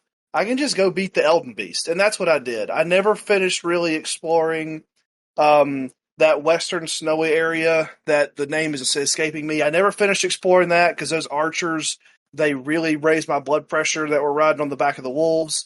I never finished Melania, and there was stuff that I just didn't do. But once I relieved myself of the burden of trying to kill everything in the game that moved, and I just basically went straight to the end game, you know, those last fights were pretty enjoyable. And so it wasn't that it left a sour taste in my mouth. It's just one of those, like, I hit a low point on the exploration, so I stopped exploring, and then I hit a low point on the combat at the very end, so I just stopped doing that. So if the next game or the next DLC, whatever that is, if it picks up some of those points, I probably won't enjoy it as much. But I really enjoyed what I played. I'm really glad to see that they iterated on the formula to get it working in the open world. And I do kind of look forward to seeing where they go next. But please don't put me in a tree that's, you know, very high above the ground on a bunch of tiny branches trying to avoid bubbles that never were damaging before, and now I get hit by a bubble and my character explodes into blood powder. Like that. There were just some of those extra parts at the end that didn't feel like it had the same level of balance to it that the earlier parts of the game did. But I just said, all right, well, I'm level 194,000, so let's just go see if I can go beat Radigan and the Elden Beast, and sure enough, I could. So part of me sad that I didn't complete all the stuff I wanted to and explore all the stuff I wanted to, but I just kind of got done with it, and it was just time to beat the boss and see the credits and just move on. And I think that's kind of where a lot of us were. So Yeah, and I do agree that the end game got a little weird with the balancing, and again, there's a whole hour conversation we could have about. I have thoughts about the combat that we didn't get to here, but just in terms of like speed of attacks and like what you're capable of and how they balance the bosses, like I think it's kind of a weird. I think the combat in this game is actually kind of weird, but we're not going to have that conversation today. But Alex, what are your final thoughts? Yeah, just overall, like I really love this game. I fell really hard for it. At first, in the beginning, I wasn't quite sure if I was gonna jive with it because of just kind of like the confusing direction of where I should go. Just running into the ogre in the beginning, but then once I kind of started to just learn and accept, that this is the way that the game operates. I just wanted to discover everything. I just wanted to look at and discover all the environments, meet all the NPC characters, follow their quest lines. I kind of did a balance, not so much as like totally following a guide like Paul did, but like for the NPC quests, I felt like I needed a guide for those because I had no idea where like characters were just gonna pop up next. And that's one thing I forgot to mention earlier that would be nice to see in Elden Ring 2 is just a better like quest system where it's not just, oh, the character suddenly pops up in a different area. Talk to them. Okay, and I don't know what they want, but I guess I just gotta look around, and if I find something, come back and talk to them again. Maybe that will progress the quest line. Maybe not. So if they could do a better job with that, that would be better. I've missed out like entire sections of NPC quest lines because I just got too far in the game, and that's unfortunate because I wanted to just wring out every single ounce of this game. I just wanted to learn more about it, and then I don't want to have multiple playthroughs of it. I've already invested like 160, 170 hours. I'm not gonna do a new game plus or start up a new character. I thought about it, but no, I just to like find out a couple of lines of dialogue of an NPC that I missed earlier. No, I'm not going to do that. So yeah, it's kind of unfortunate. That's just the way that this game was designed. It would be nice to see that improved upon, where you don't have to have multiple playthroughs in order to see the dialogue for the NPCs. But overall, yeah, I still really enjoyed my time with it. Maybe it's because I, had no qualms about power leveling my character, just farming runes. That I think I understand. I accept that, I'm coming into this. I'm probably not going to be the best at combat and, the best at dodge rolling and everything. But, I think just power leveling helped me out a bit to give me a bit more enjoyment out of the game. And I think I agree with all the sentiments that it did run a bit too long. It overstayed its welcome. It would be better if they trimmed some of that fat out. But some of the experiences were just fantastic. Fighting Mog, that Blood Lord, that was cool. There's like so many great environments, and so I agree that like what was in there was fantastic. Maybe just a slightly less of it, so that it doesn't feel like it overstayed its welcome. But yeah, I overall just came away with it, and I'm really loving it.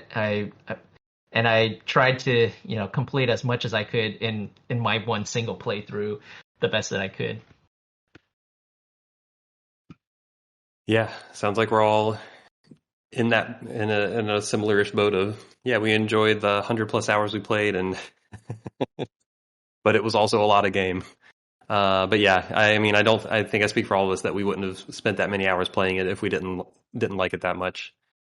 And there's a whole lot more we could talk about this game because it is so huge, but I think that's going to be a wrap. We've gone for probably over 3 hours here between our two parts.